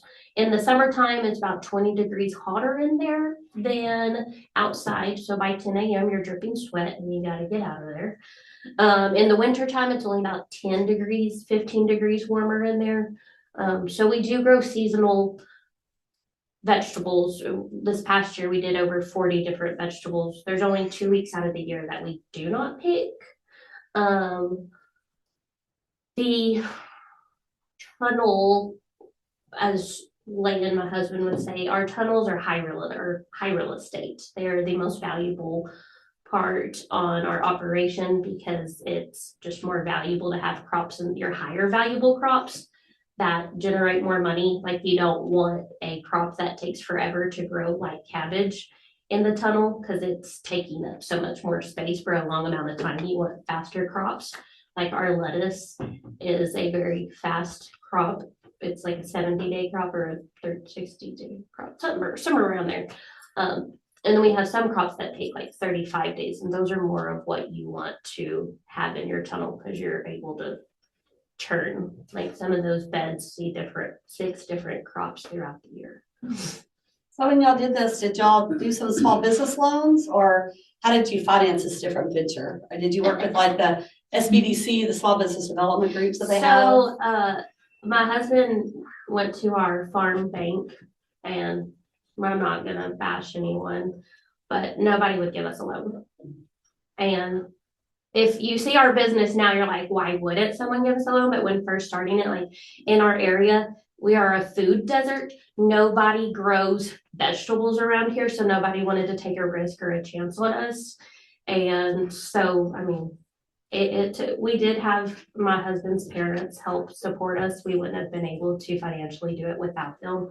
It is a family, 4 of us that operate and do everything. So between my husband and I and his parents, we were able to do most of it ourselves up front.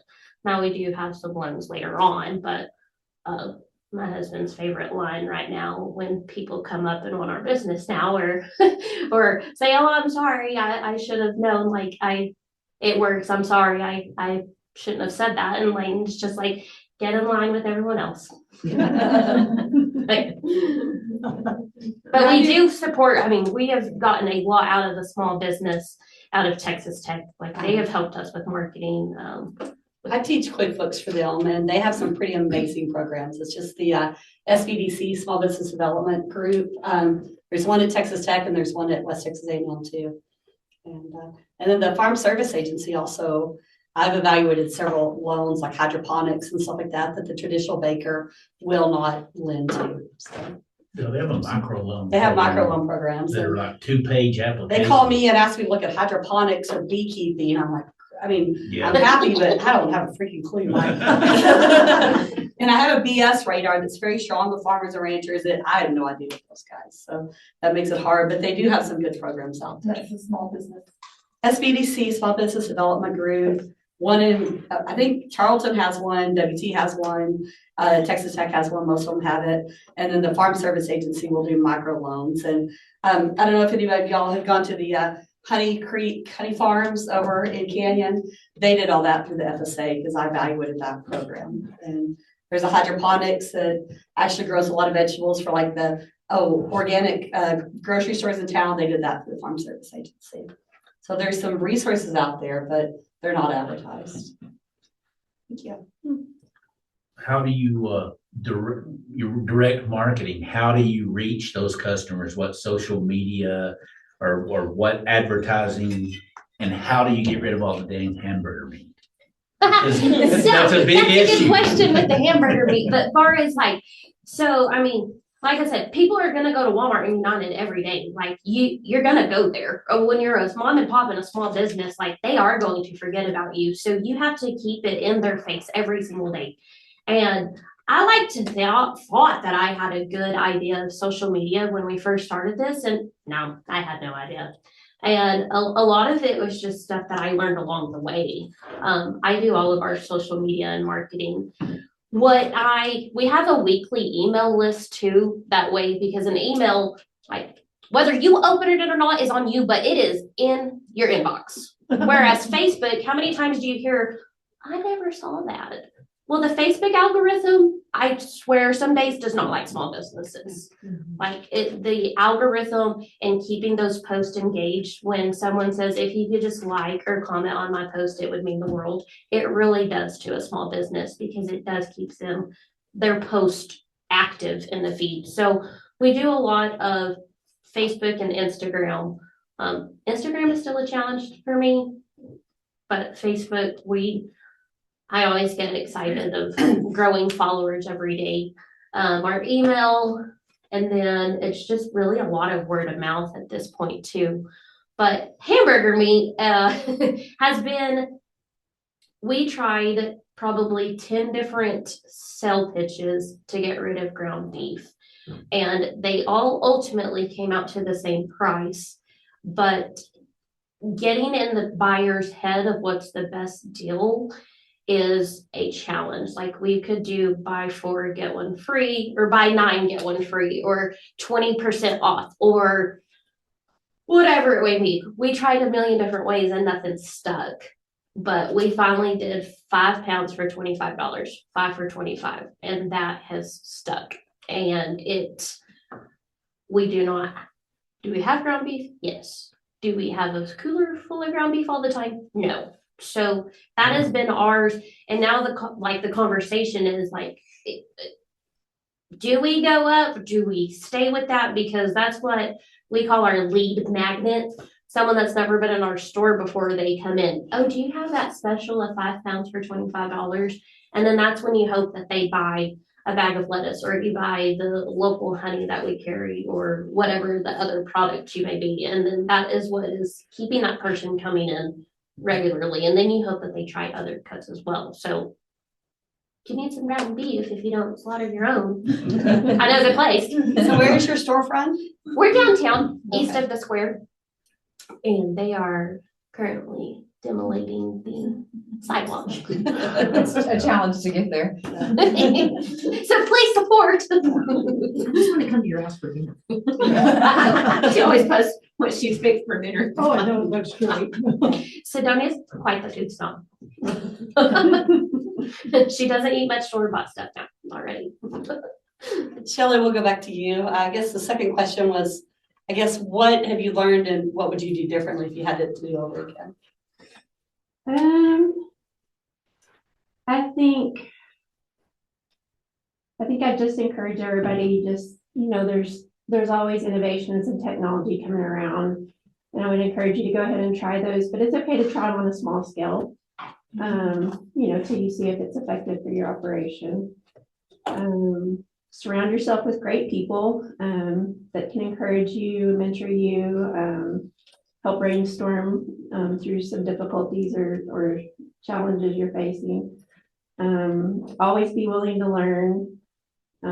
Something I was thinking about while we were all talking was, I think as women sometimes, or maybe it's just me, it's so easy to become decision fatigued. I mean, we're constantly having to decide whether it's, what am I cooking for dinner? And then when you're working in it too, like this morning as I drove to drop off some soil samples, I'm like, oh my goodness, what is our fuel level at all of our places? Oh, what are my quotes for the day? Is today a good day to order a transport or not? Or, how much am I going to lose if I wait and it goes up? I was just constantly, and then I was like, okay, just stop. But and a lot of times my default might be not to make a decision, but that is a decision. And so that's something I've been learning recently. And I hope to start doing that better. You just kind of have to make a decision and move on. So, what would I do different? I might have made some more, I've taken some more risk when we first started and I was younger. It's always easy to look back and see some opportunities that you missed. And I would have paid more attention in my futures class at Texas Tech. Hedging would be a lot easier if I paid more attention than that. That was one of my biggest challenges starting, is I decided to take advanced statistics instead of futures and options at Texas Tech. And I regretted that every day. So I totally agree. Yeah. Thank you. I think what I've learned is you have to pay attention to detail. To be successful, you really have to pay attention. Don't do anything halfway. If you're going to do something, you do it to the best of your ability, whatever that is. And something that I would have done differently, I don't know. My degree is in elementary and special education.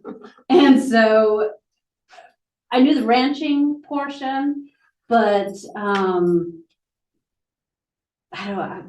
I don't know, maybe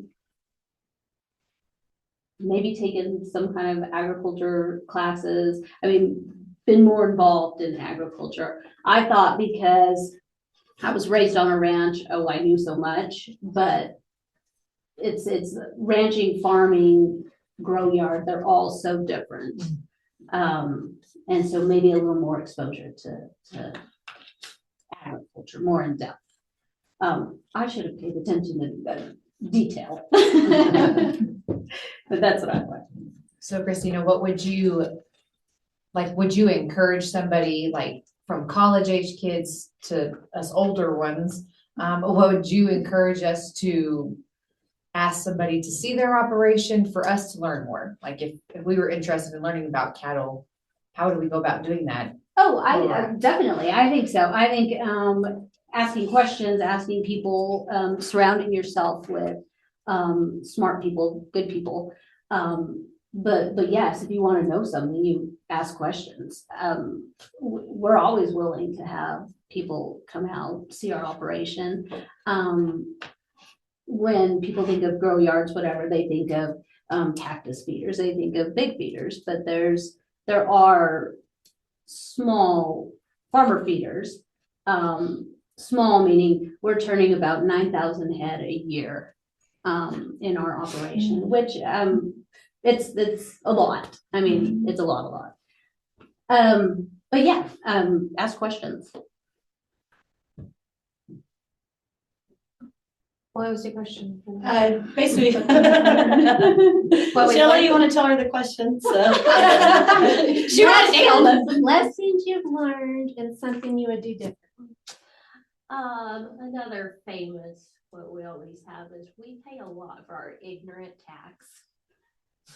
I mean, but you gotta learn somehow, and with our operation, like with the produce and beef, I mean, a lot of it, we didn't have someone to ask. Yes, they grew vegetables back in the day, but not to the scale we're on. So, I mean, a lot of it, I mean, my husband did pay for a vegetable course but there's no course for West Texas growing. So a lot of it was a lot of modification and what worked for us. So I think a lot of just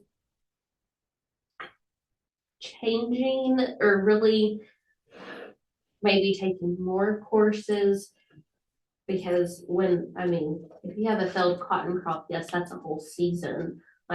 Fortunately for our vegetables though, if a crop ends up not working out, like you're usually just 30, 60 days away from turning it into another crop. What's the challenges?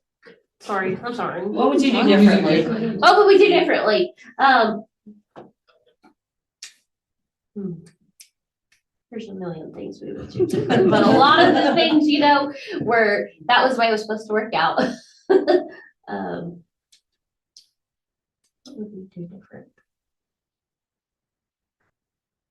Sorry, Christy asked me what to do. Yeah. Well, that's perfectly fine. So if you in the room, do y'all have anything I going? I would say. Yes, ma'am. Just, Or any advice you would give? Yeah. Yes, just listen to them and other women that are in agriculture and law.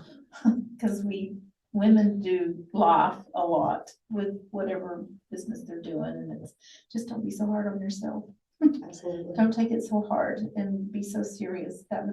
If I was gonna change anything, I would just forgive myself more and Have grace. and accept that learn by doing, because you keep, especially in agriculture, you just get things thrown at you and there's no way to.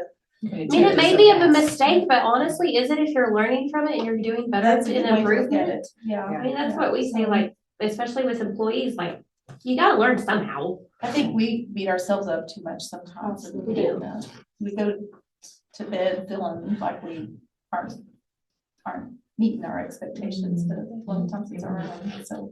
I work with a lot of working mothers, including myself. You always feel like you're kind of failing as a mom or failing as an employee. I mean, Exactly. and so I think that's a great piece of advice. If you can find a place or a way to kind of just decompress from just the rush of the day, because all of us in here, like you said, we're thinking, we're driving to the field or we're trying to get parts or we're running a baler, and I'm like, okay, what am I gonna make for supper? Oh, I didn't go to the store, what am I gonna, it's just kind of, so I would say try to, it's not gonna help anything if you beat yourself up. Women are, but,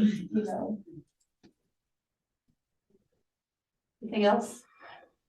9,000 in the grow yard. What do you do with the parts that don't go to hamburger meat in terms of manure?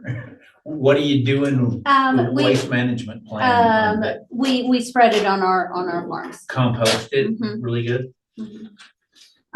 So yeah, we scrape all our pens and pile it up, and then You're able to utilize all of your manure? Good. That's fantastic. Do you soul sample? No, I'm kidding. I'm in that soul sample, that's all I'm doing. That's good. I think we're at about 8:30, so I don't want to keep y'all late. Thank you guys so much for getting up here. Thank you, panel. Yeah, thank you.